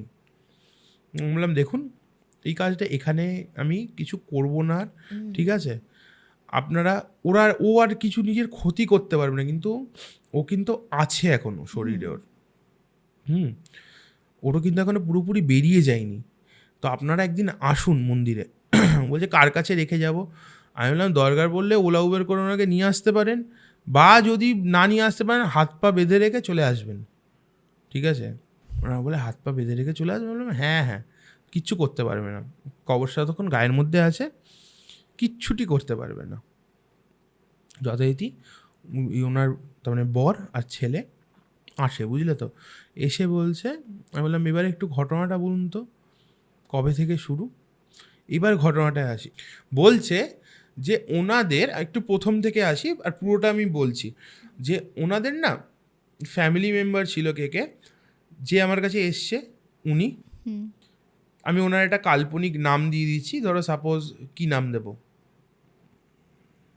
নগেন সাপোজ, ঠিক আছে। নগেনবাবু আমার কাছে এসছেন। নগেনবাবুর বাড়িতে কারা কারা ছিলেন? নগেনবাবুর বাবা, কাকা, ঠাকুরদা, ঠাকুমা, ঠিক আছে।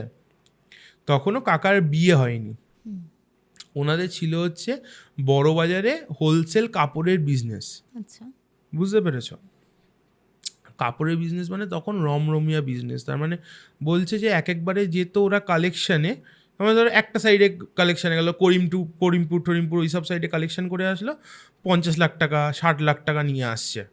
আমি কিন্তু এই ঘটনাটা, যখন এই ঘটনাটা আমার কাছে এসছে তারও আমি 10 বছর আগের ঘটনা বলছি। তার মানে তখন 50-60 লাখ টাকা ম্যাটার করে, ঠিক আছে। 2011-12 বা 13-তে 50 লাখ টাকা যথেষ্ট ম্যাটার করে ছিল। দাদু ঠাকুরদা এই ব্যবসাটা খুলেছিল, ওনার বাবা এই নগেনবাবুর বাবা ওই ব্যবসাটাই জয়েন করেছিল। আর হচ্ছে নগেনবাবুর ভাই, তার মানে ওই নগেনবাবুর ভাই না, নগেনবাবুর কাকা, নগেনবাবুর বাবার ভাই কাকা সিএ পড়ছিল, ঠিক আছে, সিএ পাশ করে গেছিল। এবার দাদু কি বলেছিল, নগেনবাবুর দাদু, যে তাহলে বড়দা ব্যবসাটা দেখুক, তোমাকে আমি সিএ ফার্ম খুলে দিচ্ছি, তুমি একটা ওইখানে কাজ করো, দুজনের দিকে সেটেল, ঠিক আছে, কিন্তু হাঁড়ি যেন সবসময় একশোয় থাকে। যথারীতি ওনারাও খুব খুশি। হ্যাঁ, আর যথারীতি নগেনবাবু তখন ব্যবসায় জয়েন করছে, ঠিক আছে। মেবি ধরে নাও ওই বিয়ে হয়েছে, আগেকার দিনে এরকমই হতো যে বিয়ে ছোট বয়সে দিয়ে দিত, তারপরে আস্তে আস্তে ব্যবসার দিকে টেনে নিত বা কিছু করতে, তাদের ফিনান্সিয়াল ব্যাকগ্রাউন্ডটা খুব ভালো। তো যথারীতি এই নগেনবাবুর বাবা ব্যবসাটা দেখছেন খুব রমরমে ফুলে ফেপে উঠছে ব্যবসা। নগেনবাবুর কাকা ওই দিকটা সিএ ফার্মটা করছেন, বেশ ভালো আস্তে আস্তে রোল হওয়া শুরু হয়েছে। যথারীতি ওনার কাকার এবার বিয়ে ঠিক হয়, ঠিক আছে। বিয়ে ঠিক হওয়ার পরে ওনারা ডিসাইড করে, এই নগেনবাবুর বাবা ডিসাইড করে যে ওনারা তখন থাকতেন বাগবাজারে, যেই বাগবাজারের বাড়িটা মানে ভাড়া বাড়ি ছিল, পুরনো ভাড়া, বোঝো তো, এই যে 50 টাকা 100 টাকা ভাড়া, ঠিক আছে, যে এই বাড়িটা থাকা যাবে না, ভাইয়ের বিয়ে হচ্ছে, তো একটা বাড়ি কিনি। তখন ওনারা এই সিথির মোড়ের দিকে একটা বাড়ি কেনেন, বাড়ি কিনে শিফট হন। তো সেখানে কারা শিফট হচ্ছে? নগেনবাবুর বউ, নগেনবাবুর ছেলে হয়েছে কি হয়নি আমার ঠিক খেয়াল নেই মাথায়, হয়তো হয়েছে, হ্যাঁ হয়েছে, নগেনবাবুর ভাই, এই নগেনবাবুর কাকা, তার আবার একটু গুলিয়ে ফেললাম, নগেনবাবুর বাবা, কাকা, আর নগেনবাবুর বউ আর ছেলে, আর ঠাকুমা ঠাকুরদা, এনারা শিফট করেন। শিফট করার পরে কোনো সমস্যা নেই, বেশ সুখে শান্তিতে চলছে।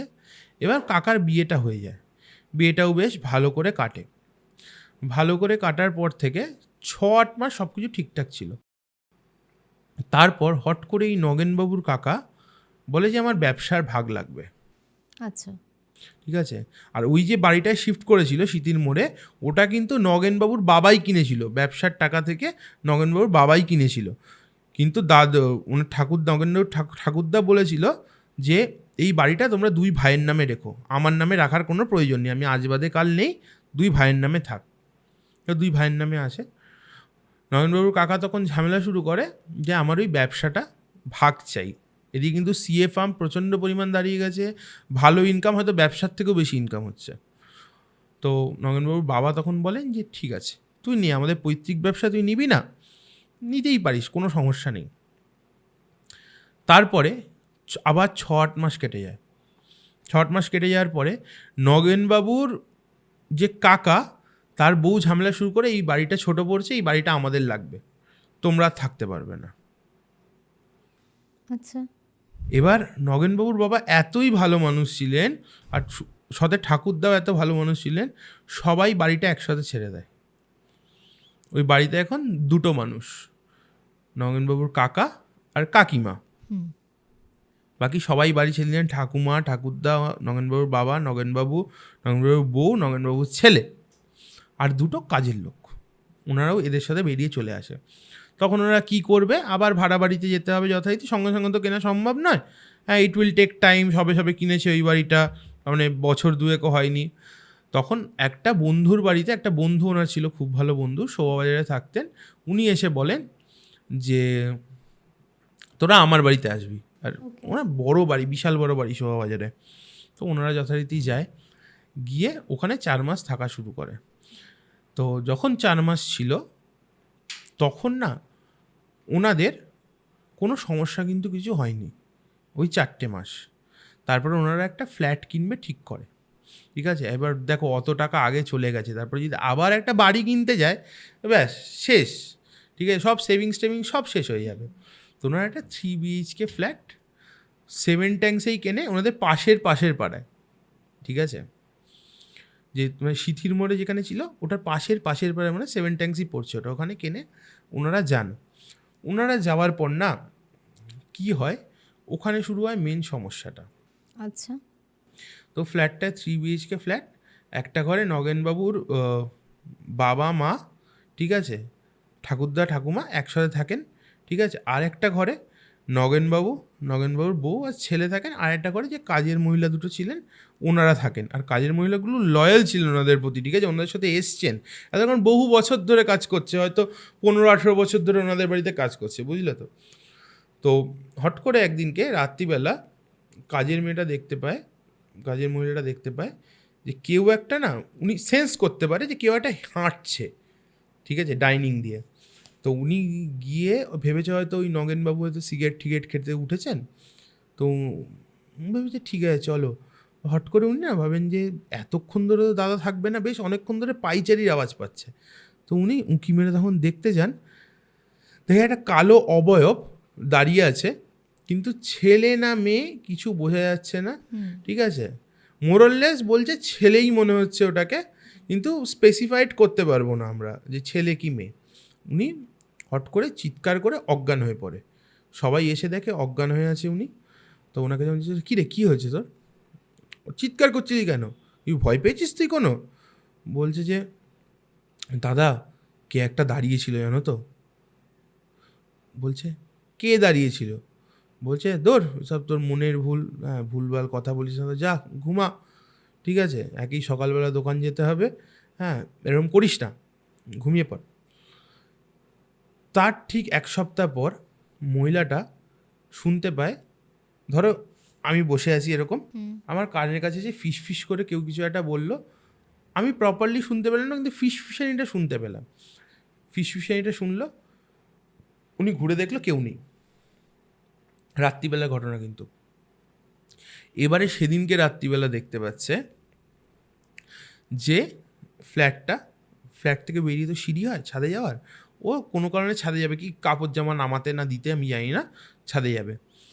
হট করে ফ্ল্যাটের দরজাটা খুলেছে, এরকম সিঁড়ি দিয়ে উঠতে যাবে, সিঁড়ির যে ওই মাঝখানে পোর্শনগুলো হয় না, এরকম উঠে এরকম গিয়ে এরকম আবার উঠছে, হ্যাঁ ল্যান্ডিং পোর্শনটা, ল্যান্ডিং পোর্শন থেকে কি এরকম করে তাকিয়ে দাঁড়িয়ে আছে, ঠিক আছে। আর পুরো সাদা কাপড় পরে, তার মুখ দেখা যাচ্ছে না কিন্তু, ঠিক আছে, সাদা কাপড় পরে দাঁড়িয়ে আছে। দাঁড়িয়ে থাকার পরে উনি আবার চিৎকার করে, আবার ফেন্ট হয়ে পড়ে। আবার ওরা এসে তুলে নিয়ে যায়। তখন হচ্ছে বাড়ির ছেলেরা আড্ডা মারতে গেছিলো বিকেলবেলা, বুঝলে তো, তারপরে বিকেলবেলা সন্ধ্যে 8:30, 9টা, 10টা হবে এরকম। তো বাড়ির মহিলারা নিয়ে গিয়ে ওকে জল ঠল মুখে দেওয়ার পরে উনি বসেন। সেদিনকের পর থেকে মহিলাটা শোকাতে শুরু করেন, ঠিক আছে, আস্তে আস্তে আস্তে আস্তে শোকাতে 1 সপ্তাহের মধ্যে মারা যায়। আর যখন মারা যাচ্ছিল এই 1 সপ্তাহ স্প্যানে উনি বারবার বলছিল যে ও আমাকে নিতে আসছে, ঠিক আছে। ধরো প্রথম দিনকে বলছিল যে ও আমার দরজার কাছে দাঁড়িয়ে আছে, তারপরের দিনকে বলছে আরেকটু কাছে ফ্রিজের কাছে দাঁড়িয়ে যায়, তারপরের দিনকে আরেকটু কাছে, তার মানে খাটের কাছাকাছি চলে এসছে।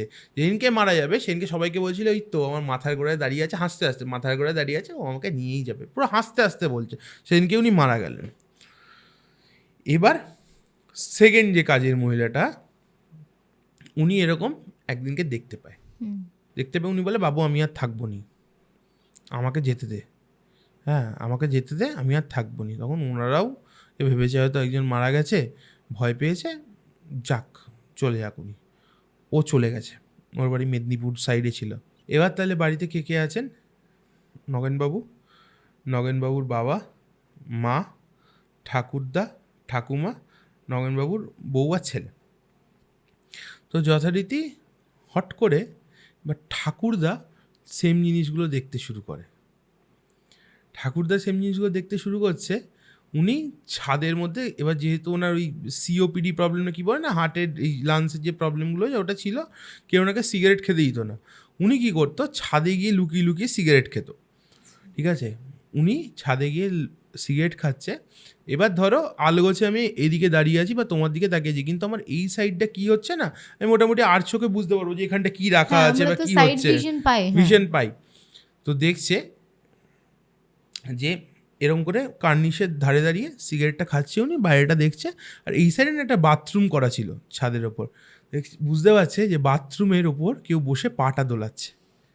ঠিক আছে, উনি হট করে দেখায়, দেখছে কেউ নেই, হ্যাঁ একদম স্পষ্ট, কিচ্ছুটি নেই, কেউ নেই।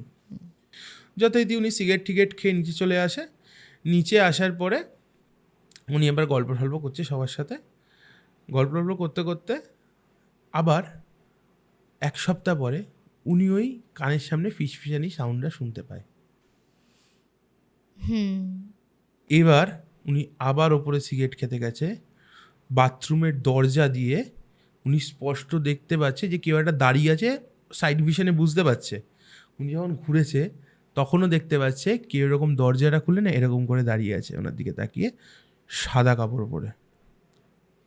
ঠিক আছে, হয়ে গেল। উনি ওখানে ফেন্ট হয়ে পড়ে, ওনাকে নিয়ে আসা হয় নিচে। এবার খোঁজ কোথায় গেছে, ঠিক আছে, কোথায় গেছে, দাদু কোথায় গেছে, বাবা কোথায় গেছে, নিয়ে আসো গেছে, সিগারেট খেতে গেছে উপরে, নিয়ে এসে হসপিটালে ভর্তি করা হয়। হসপিটালে যখন ভর্তি করা হয় তো বলে যে হয়তো স্ট্রেস বা কিছু থেকে হয়েছে। ঠিক আছে, সিওপিডি প্রবলেমটা ছিল, আর টুগারের অত প্রবলেম ছিল না ওনার। তো বলে ঠিক হয়ে যাবে। যত দিন যেতে থাকে, ঠিক আছে, আস্তে আস্তে নর্মাল বেডে ছিল, নর্মাল বেড থেকে লোকে বাড়ি আসে। ঠিক আছে, উনি আইসিইউতে যায়, আইসিইউ থেকে ভেন্টিলেশনে যায়। ঠিক আছে, যখন নর্মাল বেডে ছিল তখন উনি বলছে, নার্সিংহোমে ছিল, হসপিটালে নার্সিংহোমে ভর্তি ছিল, বলছে ওই দেখো দাঁড়িয়ে আছে, ও আমাকে নিয়ে যাবে। ঠিক আছে, যত দিন যাচ্ছে জিনিসটা কাছে আসছে। ঠিক আছে, যখন আইসিইউতেও গেছে তখনও বলছে এই তো দাঁড়িয়ে আছে, ও আমাকে নিয়েই যাবে। মানে উনার হেলথ ডিটোরিয়েট করছে, আর তার সাথে সাথে উনি বলছেন ওই জিনিসটা কাছেই আসছে।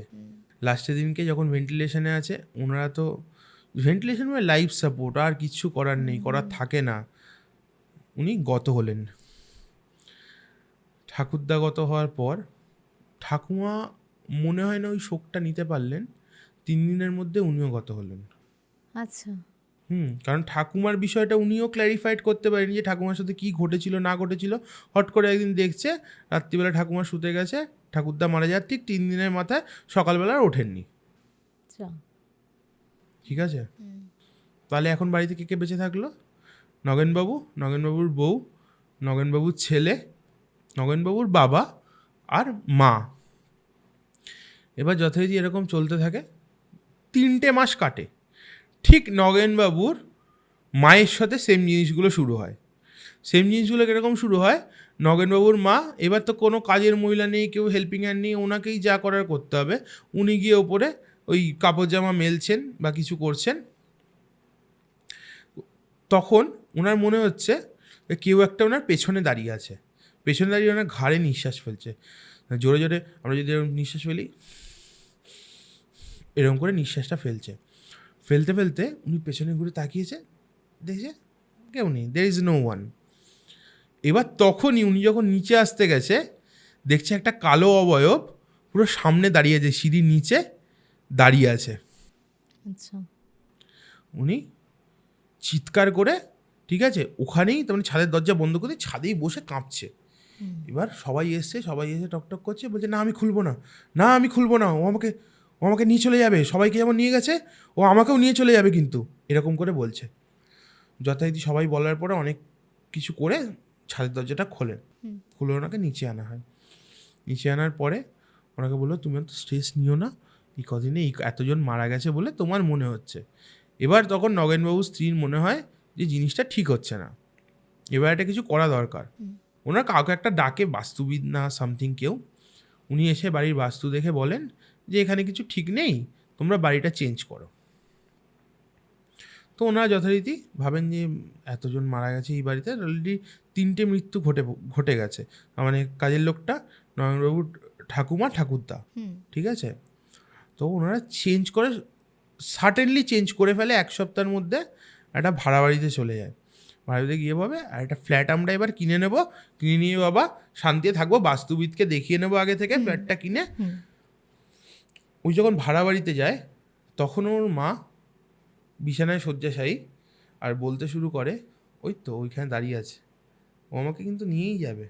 মানে বাড়িটা পাল্টেও কোনো রকম কোনো সুরাহা হলো না। ঠিক আছে, হতে হতে ভাড়া বাড়িতে ওনার মা মারা যায়।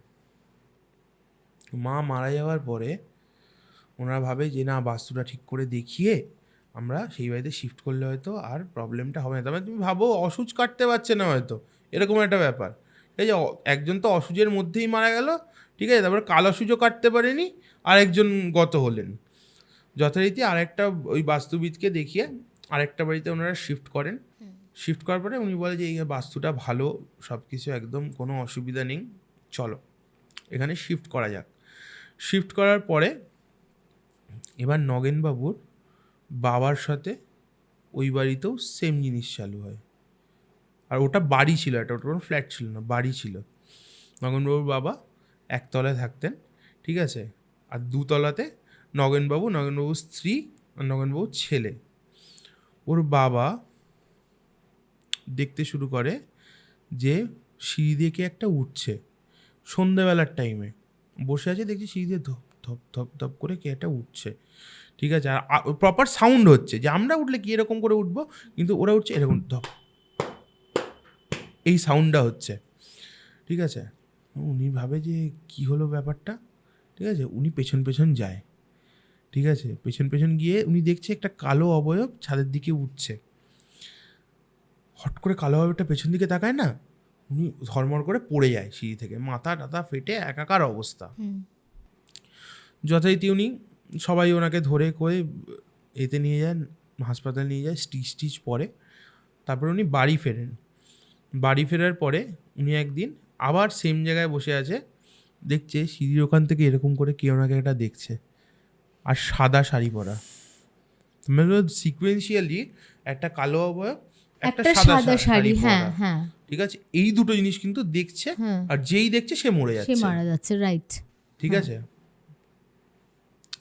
যথারীতি আবার ঠিক 1 সপ্তাহ বলছে ও আমাকে নিয়ে যাবে, এবং উনিও বিছানায় শয্যাশায়ী হয়ে পড়েছে, যে ও আমাকে নিয়ে যাবে, কিন্তু দেখ ও ওইখানে দাঁড়িয়ে আছে। যত দিন যাচ্ছে কাছে আসছে, কাছে আসছে, কাছে আসছে, লাস্টের দিন মাথার গোড়ায় আসছে, সে মরে যাচ্ছে, ঠিক আছে, সে গত হচ্ছে। বাড়িতে তাহলে কটা মৃত্যু ঘটলো, তার মানে বাড়িতে যতজন ছিল মধ্যে 3জন বেঁচে থাকলো, রাইট। ওনারা আবার ডিসিশন নেয়, আবার বাড়ি চেঞ্জ করবে কিন্তু এই ওনারা। যে ধারাবাহিকভাবে এত মৃত্যু ঘটলো, ওরা তখনও পর্যন্ত কাউকে কনসাল্ট দেখো করার ওই প্রয়োজন তো ওরা তো মনে ডেকেছে, করেননি? ওরা তো ডেকেছে ওই বাস্তুবিদ।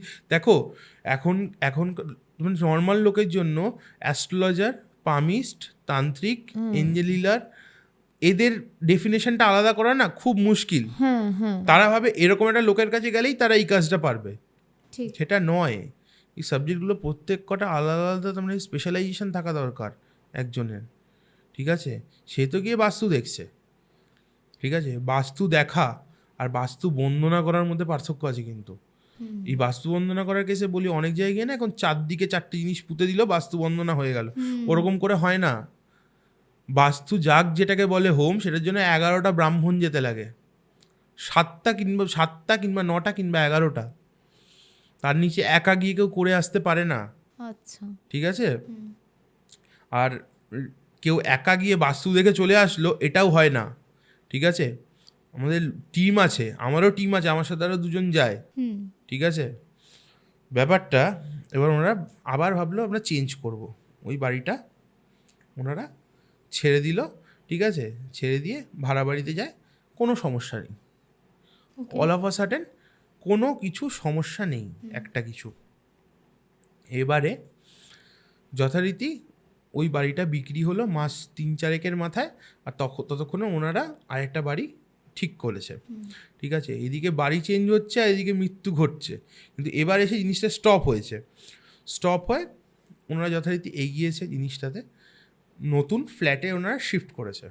এবার ফ্ল্যাটটা কীরকম বলো তো, আমি তোমাকে একটু ডিসক্রিপশান দিই। ফ্ল্যাটটা ঢুকলে একদম গ্রাউন্ড ফ্লোরে ডান দিকে ঢুকেই ডান দিকে একটা ঘর, বাঁ দিকে সোজাসুজি বাথরুমটা, আর ঢুকে সোজাসুজি রান্নাঘরটা, তার পাশে একটা রুম, আর একটা হয় না ওই গ্যারেজের ওপরে ওই হাফ ঘর টাইপের, দেড়তলা টাইপের, দেড়তলা টাইপের, সিঁড়ি দিয়ে উঠলে দেড়তলার একটা ঘর, ওনারা ওই ফ্ল্যাটটায় শিফট করে।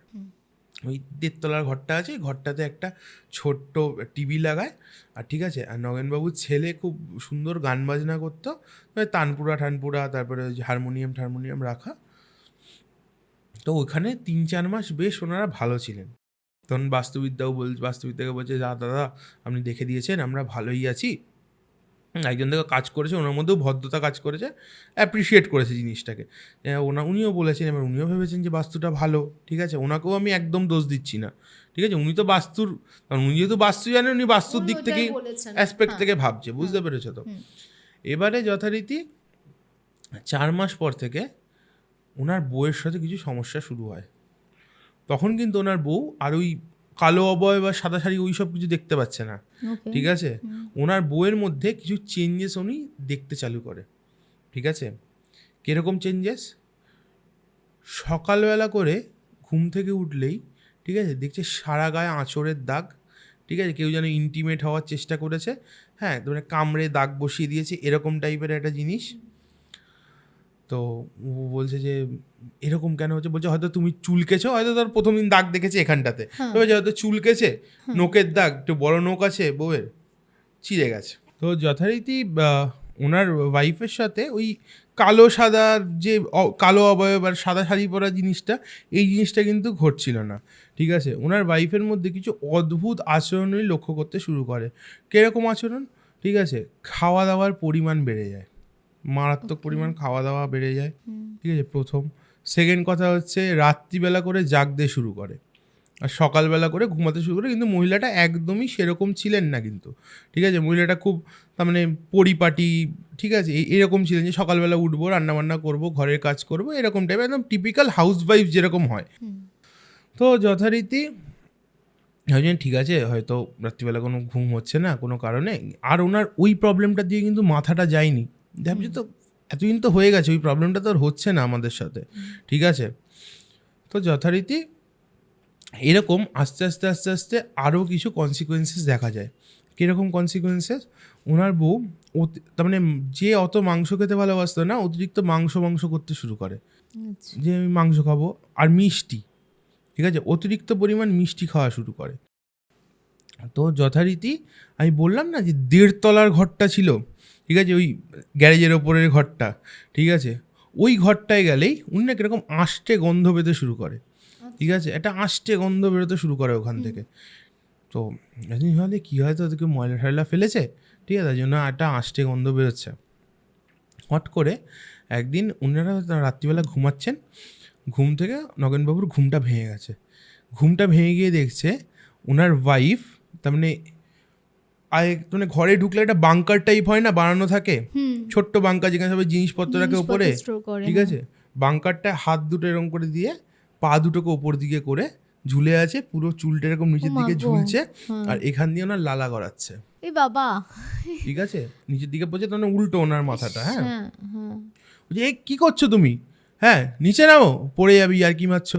ঠিক আছে, বলছে আমি তো পড়বো না, হ্যাঁ আমি তোকে নিয়েই যাব। তারপরে আরবিতে কিছু একটা বলতে শুরু করছে। ঠিক আছে, আচ্ছা, এবার যথারীতি যেরকম বলছিলাম ওনার গায়ে দাগগুলো, ঠিক আছে, এই জিনিসগুলো আসছিল। হট করে উনি অজ্ঞান হয়ে পড়ে। তখন অজ্ঞান হওয়ার পরে নগেনবাবু কী করবে, ভাবছি হয়তো আমার বউ পাগল হয়ে গেছে এবার, আর কিছু, আমার বউকে আর পুরোপুরি পাগল হয়ে গেছে, আর কিছু করতে পারবো না। নগেনবাবু কী করে, ও ছেলেকে ডেকে বলে চল মাকে নিয়ে যাই হসপিটালে। ঠিক আছে, গিয়ে দেখি বলছে এত রাত্রিবেলা কোথায় নিয়ে যাবে তুমি? কালকে সকালে নিয়ে যাবো। ঠিক আছে এবার চলো ঘুমিয়ে পড়ি।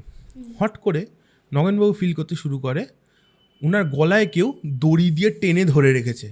ঠিক আছে, উনি চোখ খুলে এরকম ঝটপট করছে, দেখছে ওয়াইফ কিন্তু পাশে শুয়ে আছে। ওরকম হওয়ার পর কোনো কিন্তু ওনার তার মানে কোনো রিয়াকশান বা নেই। ঠিক আছে, শুয়ে আছে, তার মানে গলায় দড়ি দিয়ে কে টানছে মনে করছে।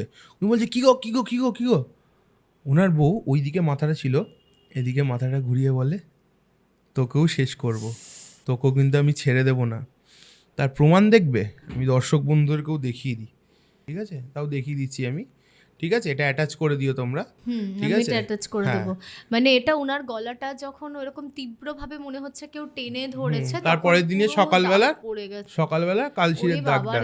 ঠিক আছে, হ্যাঁ, এবার যথারীতি উনি ধরপর করে উঠেছে। ঠিক আছে, তার মানে কিছু করে হোক মনে হলো, কিন্তু দড়ি দিয়ে কিন্তু কেউ আটকে রাখেনি ওনার গলা। ঠিক আছে, অদৃশ্য কিছু দিয়ে একটা ওরকম করে আটকানো আছে। এবার পরের দিন সকালবেলা উনি খুব মর্মাহত, কী করবে বুঝতে পারছে না। ঠিক আছে, তখন ওই যে বললাম না, ওনার বাবার বন্ধুর বাড়ি গেছিলো, 4 মাস ছিল, ওনার কাছে যায়।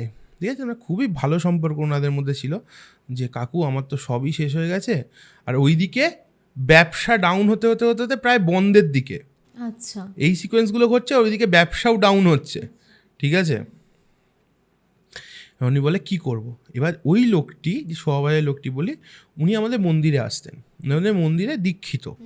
উনি বলে এরকম যে তুই যা, ঠিক আছে, গিয়ে প্রদীপ্ত চক্রবর্তীর সাথে কন্ট্যাক্ট কর। ঠিক আছে, কারণ ওনারও একটা কেস ছিল, তখন ওটা ভৌতিক নয়। ঠিক আছে, ওটা আমি সলভ করেছিলাম। তারপরে উনি দীক্ষা নিয়েছে মন্দিরে এসে বাবার থেকে, কিন্তু ওনাদের কানেকশনটা ম্যাক্সিমামটা আমার সাথেই ছিল। ঠিক আছে, যেন উনি আমার নাম যেহেতু বলে দিয়েছিল, ওনারা এসে বারবার আমাকেই খুঁজছিল, বাবাকে কিছু বলতে চাইছিল না।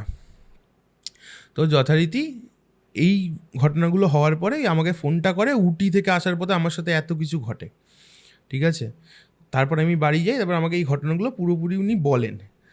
তারপরে যখন আমি ফোনটা করি, ওনার ওয়াইফ তখন কিন্তু ফুললি পজেসড। তখন ওনার ওয়াইফই আমাকে ফোনটা ধরে বলেছিল কিছু হবে না এসে।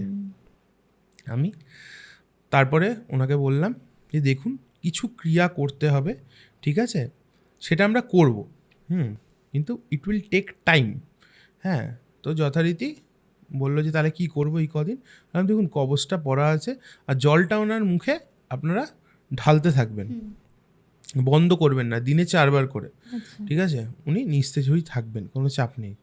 তো কতদিন সময় লাগবে? তার মাঝখানে 5টা দিন সময় লাগবে, কারণ কিছু দুর্লভ জিনিস লাগে, সেগুলো আমাদেরকে আনাতে হবে, কারণ আমি তো কলকাতা শহরে পাবো না ওই জিনিসগুলো। উনি বললেন যে ঠিক আছে। এবার আমি ওই জিনিসপত্রগুলো নিয়ে আসি, রেদার আমাকে দিয়ে যায় বাড়িতে, আমি আসি না, রেদার আমাকে দিয়ে যায়। তখন বাবার সাথে আমি আলোচনা করছি কী করব। বাবা বলল দেখো, ব্যাপারটা হচ্ছে প্রথম যে সিকোয়েন্স এটা ছিল, প্রথম যে ফেজটা ছিল, এই কালো অবয়ব আর সাদা শাড়ি, তারা ছিল হচ্ছে কোনো আত্মা, প্রেতাত্মা, তাদেরকে চালান করা হয়েছিল। আচ্ছা, ঠিক আছে, তাদেরকে চালান করে ওনাদেরকে মৃত্যুর মুখে ঠেলে দেওয়া হয়েছিল। আর এবার যেটা চালান করা হয়েছে, এটাও চালান করা হয়েছে। ঠিক আছে, এটা হচ্ছে কোনো জিন। ওকে, ঠিক আছে, তাই বললাম ওকে ঠিক আছে চলো। বাবা বললো যে এই ক্রিয়াগুলো আমাদেরকে করতে হবে, একদিনে কিন্তু করবে না। ঠিক আছে, কারণ নাহলে দেখো আমাদেরও তো এনার্জির ব্যাপার আছে, আমরা তো ভগবান নই, মানুষ। ঠিক আছে, তো যথারীতি গিয়ে আমি ওনার বাড়িতে ক্রিয়াগুলো করতে যাব। ওনার বউ বলছে আবার কী জন্য এসিস তুই? দেখবি কি করতে পারি? দেখতে চাস তুই? হ্যাঁ দেখবি তোর বাড়ির লোককে কি করব। বাড়ির লোককে কি করবি মানে? হ্যাঁ আমি এখানেই থাকবো, তুই কর দেখি, তুই আমাকেই কর দেখি না, আমি তো তোর জায়গায় আছি। বলতে বলতে আমি এগোচ্ছি, ওর ঘরের দিকে যাচ্ছি, আর চিৎকার আরও শুরু হচ্ছে। ঘরের দরজাটা এরকম হালকা খোলা ছিল, দম করে বন্ধ হয়ে গেল আমার মুখের সামনে বন্ধ হওয়ার পরই তখন আমি ওইখানে দাঁড়িয়ে আমি বাবাকে ফোন করছি, বাবা ফোন ধরছে না। ঠিক আছে, আর আমার বাবার একটু আছে, বাবার নাম্বার যাদের কাছে তারা জানে যে বাবার একটু ফোনের প্রতি অ্যালার্জি আছে। ঠিক আছে, যতক্ষণ মন্দিরে থাকে ফোন ঘরে। ঠিক আছে, আমার বাবাকে খুব কম টাইম পাবে ফোনে, তুমি আসো মন্দিরে আসো, তুমি সবসময় পাবে, কিন্তু ফোনে পাওয়াটা একটু চাপ। আমি মাকে ফোন করেছি, ঠিক ঠিক আছে মা, তার মানে বাবাকে আমি বাং বলি, বাং কোথায়? মা বলে যে একটু তো বেরিয়েছে। হ্যাঁ, আমি বললাম ফোনগুলো, বলছে ফোন ওই অ্যাজ ইউজুয়াল বাড়িতে রেখে গেছে। হ্যাঁ, আমি বললাম যে ঠিক আছে, কোনো ব্যাপার না।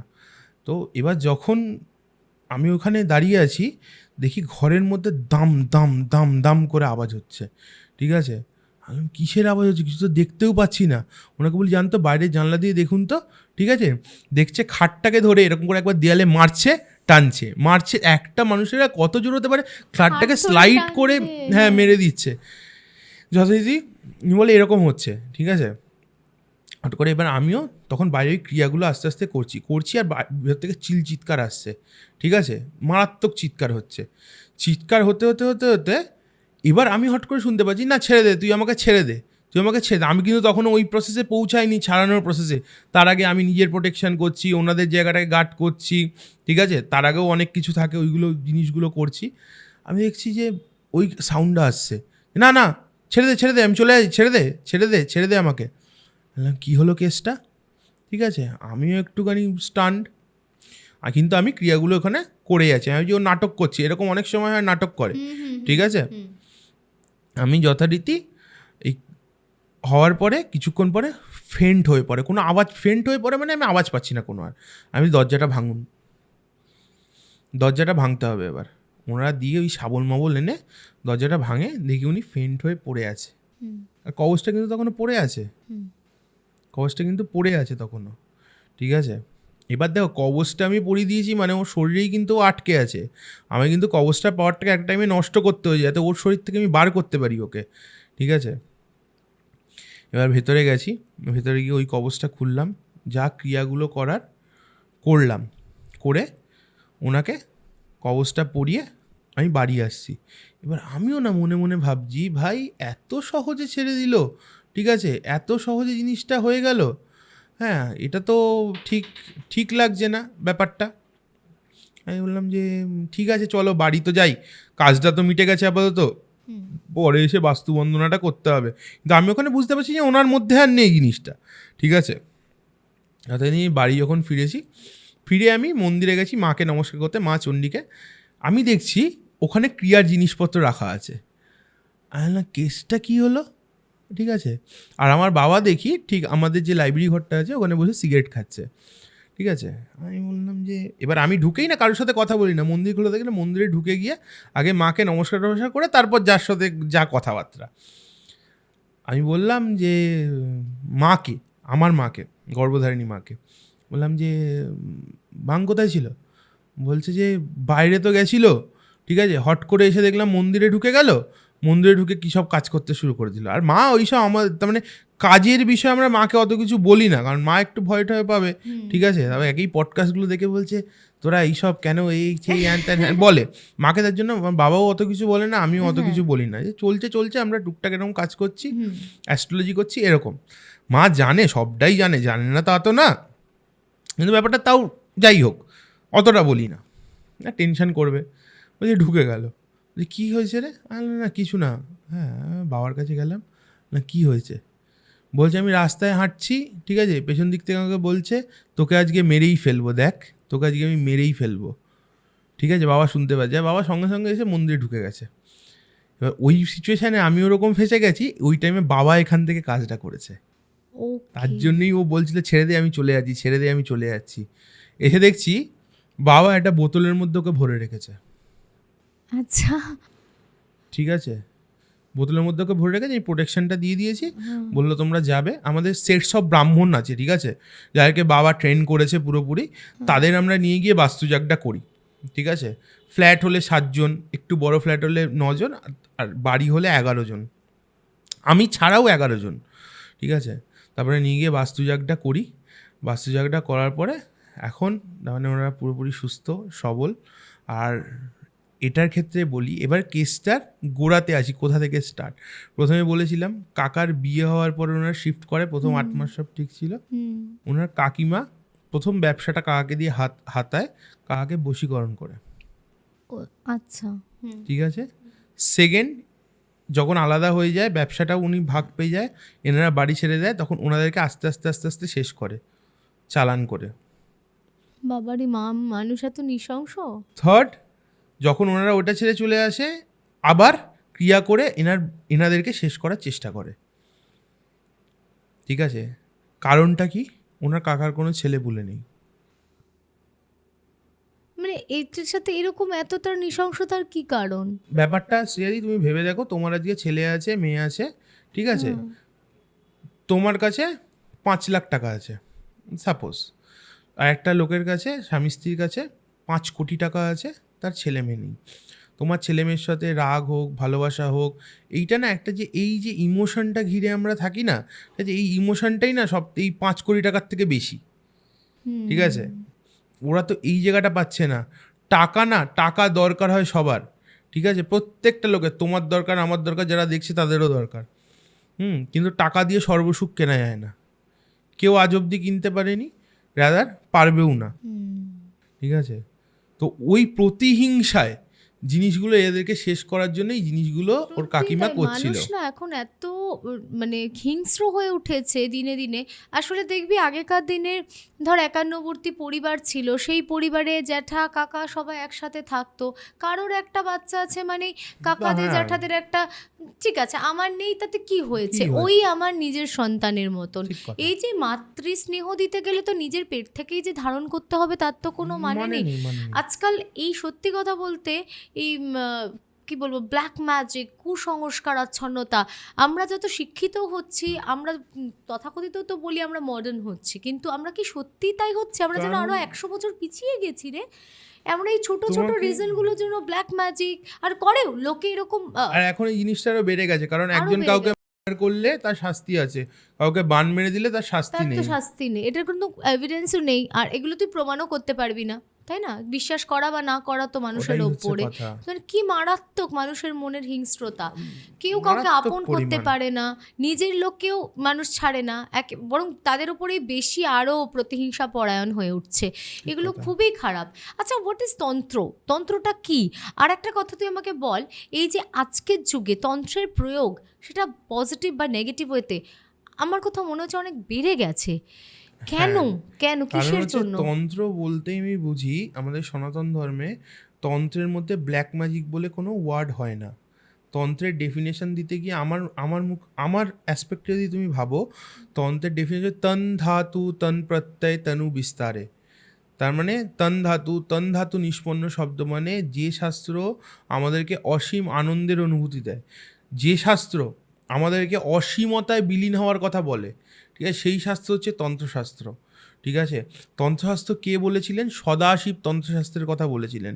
ঠিক আছে, এই যে আগমের কথাই হচ্ছে আগত শিব বক্তব্যর গতঞ্চ গির্জামুখের মতঞ্চ শ্রী বাসুদেবস্বর তো ম।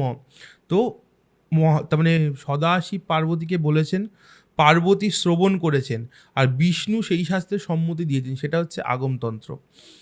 আর এই যে বলি আমরা তন্ত্রের ক্ষেত্রে অনেক সময় দেখি মদ মাংস দিয়ে পুজো হচ্ছে, পঞ্চমকর যেটা বলে, অনেকে বলে বেদ সম্মত পুজো নয়।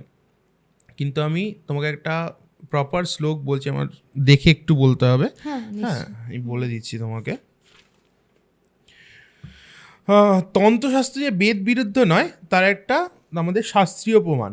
দেবীনঞ্চ যথা দুর্গা বর্ণনম ব্রহ্মণং যথা তথা সমস্ত শাস্ত্রাণম তন্ত্রশাস্ত্র মনোত্তমম সর্বকামপ্রদং পূর্ণং তন্ত্র বৈ বেদ সম্মতম। লাস্টে কি হলো? তন্ত্র বৈ বেদ সম্মতম। মানে বেদের সূক্ষ্ম কর্মকাণ্ডের বৃহৎ প্রকাশভেদী হলো তন্ত্র। তো তন্ত্রে দেখো, আমাদের 4টে যুগে 4টে শাস্ত্রের প্রাবল্য। ঠিক আছে, সত্যযুগ হচ্ছে বেদ, ত্রেতা হচ্ছে শ্রুতি, বেদকেই শুনে শুনে মনে রাখা, দাপর হচ্ছে পুরাণ, আর কলি হচ্ছে তন্ত্রশাস্ত্র। কেন বলছি? যে আমরা শুনেছি যে অশ্বমেধ যজ্ঞ, বাজপেয় যজ্ঞ, মহাভারতের সময় অশ্বমেধ যজ্ঞ করা হয়েছিল, কিন্তু এখন কলিযুগে শুনেছি অশ্বমেধ যজ্ঞ করেছে কেউ? শুনতে পাবে না, কারণ এগুলো কলিযুগে করা সম্ভব নয়, কারণ কলির জীব অন্নগত প্রাণ, বল কম বীর্য কম। ঠিক আছে, তো শ্রুতিশাস্ত্রে যেটা হচ্ছে বেদ, ওখানে এমন এমন জায়গায় বলাও আছে স্পেসিফিক পুজোর জন্য লাল গরুর দুধের ঘি তৈরি করতে হবে। তার মানে একটা গরুর থেকে, একটা লাল গরুর থেকেই দুধ দুইতে হবে, সেটার থেকেই ঘি তৈরি করে পুজো করতে হবে।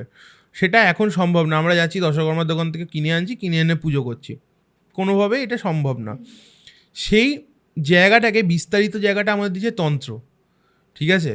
যে আমরা যাতে যে কোনো, ধরো তুমি কিছু এনেছো, বোন কিছু এনেছে, আমি কিছু এনেছি, XYZ যে যা খুশি এনেছে, ওই জিনিসটাকে শোধন করে চক্রের মধ্যে ঢুকিয়ে ওইটাই তার মানে পুজোর জন্য, তার মানে একদম প্রপার, ঠিক আছে? মানে শোধন করে চক্রের মধ্যে ঢোকালে ওটা দিয়ে তুমি পুজো করতে পারবে। আবার এরকমও শ্রুতিশাস্ত্রে বলা আছে যে ফুলে ভ্রমর বসেনি সেই ফুল দ্বারা মায়ের পুজো করতে হবে। আমরা মেনটেন করতে পারবো না, তন্ত্রশাস্ত্র সেই জায়গাটাকে আমাদের এক্সপ্যান্ড করে দিয়েছে।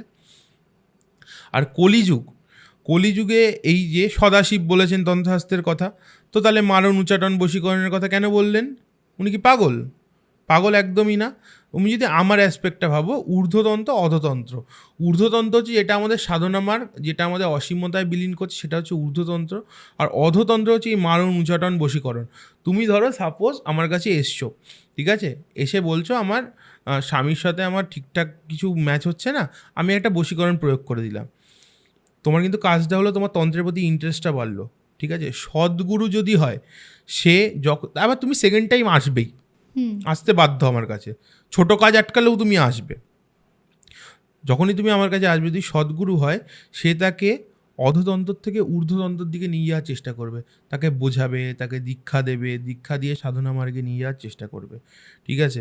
তার মধ্যে থেকে লোভটাকে সংবরণ করাবে, ঠিক আছে? তার জন্য তন্ত্রশাস্ত্র প্রচণ্ড পরিমাণ আমাদের কলিযুগের প্রয়োজন, ঠিক আছে? কিন্তু এর বাজে দিকটা লোকে ম্যাক্সিমামটা ইউজ করছে, ঠিক আছে? আমি বলবো যে এইটা না করে নিজের, তার মানে আধ্যাত্মিকতা বলো, নিজের জীবনের প্রতি তন্ত্রকে ইউজ করুন, ঠিক আছে? দেখবেন প্রচুর ভালো ফল পাবেন। আর এখন অনেকেই তন্ত্র করছেন। তন্ত্র করতে গিয়ে বলি, এই শটকর্ম করতে গিয়ে না 19টা প্যারামিটার্স আমাদের দেখতে হয়, 19টা, ঠিক আছে? যতটা না বলার নয় ততটা বলছি। সাপোজ ধরো আমাদের কেউ মারণ করবে, সাপোজ আমি বলছি কেউ মারণ করবে, এটার জন্য না প্রত্যেক কটা রিচুয়ালসে, তার মানে মারণ, উচ্চাটন, বশীকরণ, শান্তিকর্ম, প্রত্যেক কটা রিচুয়ালসের একটা নির্দিষ্ট সময় হয়, নির্দিষ্ট ঋতু হয়, ঠিক আছে? তো মারণ কার্য করতে হয় শরৎকালে, ঠিক আছে? এবার ধরো এই টাইমে আমার কাছে কেউ এসে বললো তুমি একটা মারণ করে দাও, তো আমি করতে পারবো না। আমাকে শরতের জন্য অপেক্ষা করতে হবে অ্যাকর্ডিং টু আমাদের শ্লোকে, ঠিক আছে? কিন্তু আমি করতে পারবো। এটাই হচ্ছে গুরুমুখে ভেদ করতে হয়। একই দিনের মধ্যে কোন সময় কোন ঋতু আসে, একটা দিনের মধ্যেই সবকটা ঋতুকে আমরা পাবো। এটাই কোনো বইতে তুমি পাবে না। এটা গুরুমুখ ছাড়া, এর জন্যই গুরুমুখী বিদ্যা। আমি আর বলবো না কোন সময় কোনটায়, ঠিক আছে? গুরুমুখ দ্বারা এটাই হচ্ছে ভেদ করে গুরু। কোন সময় তুমি যতই আজকে ওই কলেজ স্ট্রিট থেকে 10টা বই কিনে নাও, এরকম নকশা কেটে দিয়ে দাও, ঠিক আছে? বা কোনো তন্ত্রের বই কিনে পড়ে নাও, গুরু ছাড়া তন্ত্র এর জন্য হয় না। এরকম অনেক কিছু কন্ডিশনস আছে আমাদের মানতে হয়, যেটা আমরা এমনিতেই করতে পারবো, কিন্তু নর্মাল লোক পড়লে ভাববে যে তো আমার 6 মাস ওয়েট করতে হবে, বা এটা আমি পাবো না, ঠিক আছে? কিন্তু আমরা পারবো। এটাই আমাদের গুরুমুখের, তার মানে এই যে তন্ত্র গুরুমুখী বিদ্যা, এটা তার সব থেকে বড় প্রমাণ। আজ কলিযুগে তন্ত্রের প্রয়োজনীয়তা মারাত্মক, কারণ বৈদিক পুজোর কর্মকাণ্ডের ফল আমরা পাবো না। এই যে বললাম, এই প্যারামিটার্সগুলো তুমি মানতে পারবে যে যে ফুলে ভ্রমর বসেনি তার সেই ফুল দিয়ে পুজো করতে হবে? পারবো না আমরা মানতে। That's why. ইন্টারেস্টিং। যাক, আজকে একটা দারুণ ঘটনা শুনলাম। দারুণ বলবো মানে আমাদের যেহেতু ভৌতিক কনসেপ্টের ওপরে প্রোগ্রাম হয়, তো সেই হিসাবে দারুণ। অবশ্যই এই ধরনের যারা ফেস করেছেন তাদের জন্য কাছে একদমই দারুণ একদমই না। দারুণ নয়, এবং এগুলো কাম্যও নয়, কারোর সাথে এরকম না ঘটুক। আর সব থেকে বড় কথা হচ্ছে এই দুর্বুদ্ধি যেন মানুষের মধ্যে থেকে দূরীভূত হয়, এটুকুনি কামনা করি।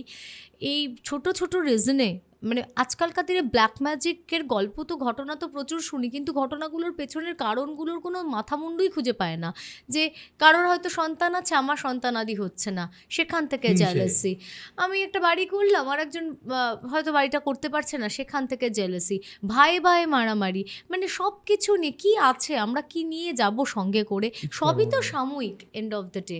তো এই আপেক্ষিক একটা নিজের মানে কি বলবো সেলফ স্যাটিসফ্যাকশনের জন্য, শুধুমাত্র একটা তাৎক্ষণিক স্যাটিসফ্যাকশনের জন্য এই রকমভাবে একে অন্যের ক্ষতি সাধন করা, সেটা যে কি মারাত্মক। তো শুধু এটুকুই বলবো যে এই ঘটনাগুলো নিয়ে যখন আমরা আলোচনা করি, শুধুমাত্র এন্টারটেনমেন্ট পারপাস যেন এটা না হয়, যেন মানুষের মধ্যে এই Awareness শুভ আসে একটা। চেতনাবোধটা গড়িত হয় যে অবশ্যই আমরা এমন কোনো কাজ করব না যাতে অন্যের ক্ষতি সাধন হচ্ছে, এবং সেটা আমার ওই সাময়িক একটা সুখ, এটার কোনো মানেই দাঁড়ায় না। ঠিক কথা। যাক, তো thank you so much once again, কারণ এতটা সময় দিয়ে তুই আবারও এসেছিস, আমার ডাকে সাড়া দিয়েছিস, সেটা আমার সবথেকে বড় পাওয়া, সবথেকে বড় ভালো লাগা। এমনিতেই অ্যাজ আ হিউম্যান বিং আমি তো মানে তোকে, তুই না চাইলেও তোকে মানুষ ভালোবেসে ফেলবে, তুই মানুষটাই এত sweet. Thank you, so thank you. Obviously তোর সাথে কবে যে একটা অন্য রকমের সুন্দর আত্মিক একটা রিলেশন তৈরি Connection হয়ে গেছে, তৈরি হয়ে নিজের গেছে। মতো ভাইয়ের মতো হয়ে গেছে, আমি সেটা বলে বোঝাতে পারবো না। এনিওয়েজ এটা যেন থাকে, এটুকুই কাম্য, এই আর ওটাই। কি। এখনকার দিনে এগুলো বলতেও ভয় লাগে, ভয় লাগে, হ্যাঁ। কেননা মানুষের সাথে না প্রথমে সখ্যতাটা খুব সুন্দর হয়, তারপরে জানি না এমন কোনো সিচুয়েশনে রাইজ করে যায় যে হঠাৎ করে দেখি কাছের মানুষগুলো অনেক দেখো দূরে চলে ব্যাপারটা যায়। হচ্ছে, আমি তোমাকে একটা কথা বলি, যে ঝগড়া ঝামেলা, আমি মনে করি ঝগড়া ঝামেলা হতেই পারে, হ্যাঁ, হতেই ঠিক পারে, আছে, তা তো একদম হতেই 110%। ঝগড়া ঝামেলা হলে সেই সম্পর্কটা ভালোবাসাই নেই বলবো আমি, ঠিক আছে, কিন্তু সেই ঝগড়া ঝামেলাটাকে শর্ট করে নেওয়া উচিত আমাদের একদম। নিজেদের মধ্যেই, ঠিক আছে, ওটাকে পাবলিক করা বা হচ্ছে এই নিয়ে ঝামেলাঝাটি করা একদমই উচিত না, ঠিক আছে, বা আমার মনে হয় না কাম্য। আর তুমি দেখবে আমি কোনোদিনই তার মানে কোনো কিছু কন্ট্রোভার্সিতে বা এতে আমি খুব একটা থাকি বা হ্যাঁ, এইসব কিছু এগুলো তো করি না জড়ানোই শ্রেয়, হ্যাঁ। সেই। এনিওয়েজ, যারা আজকে দর্শক বন্ধুরা ঘটনাটা শুনলো, আমি জানি তারা থরলি এনজয় করলো। তন্ত্রের ব্যাপারে যাদের ইন্টারেস্ট আছে তারাও নিশ্চয়ই কিছু নলেজ গেইন করলো। সব মিলিয়ে একটা দুর্দান্ত এপিসোড কন্ডাক্ট করলাম, আর এটাও জানি যে আমাকে যারা দেখছে ক্যামেরার ওপার থেকে, তাদের মধ্যেও অনেকেরই হয়তো মনে হচ্ছে যে হ্যাঁ, শ্রেয়াদির কাছে তো আমরাও আসতে পারি, আর আমাদের জীবনেরও কিছু ঘটনা শেয়ার করা যেতে পারে। তারা একদম দেরি করো না, স্ক্রিনে পপড আপ নাম্বারে চটপট করে তোমরা যোগাযোগ করো আর চলে এসো আমার স্টুডিওতে। দারুণ একটা আড্ডা হবে, তার সাথে নিজেদের প্রাণ খুলে যে কোনো ধরনের ঘটনাও তোমরা শেয়ার করতে পারবে। So once again Pradipta, thank you so much for coming. আবার দেখা হচ্ছে আগামী কোনো এপিসোডে। আজকের মতো নিশ্চয়ই। এপিসোডটা এখানেই কনক্লুড করলাম। Thank you so much. Thank you, thank you.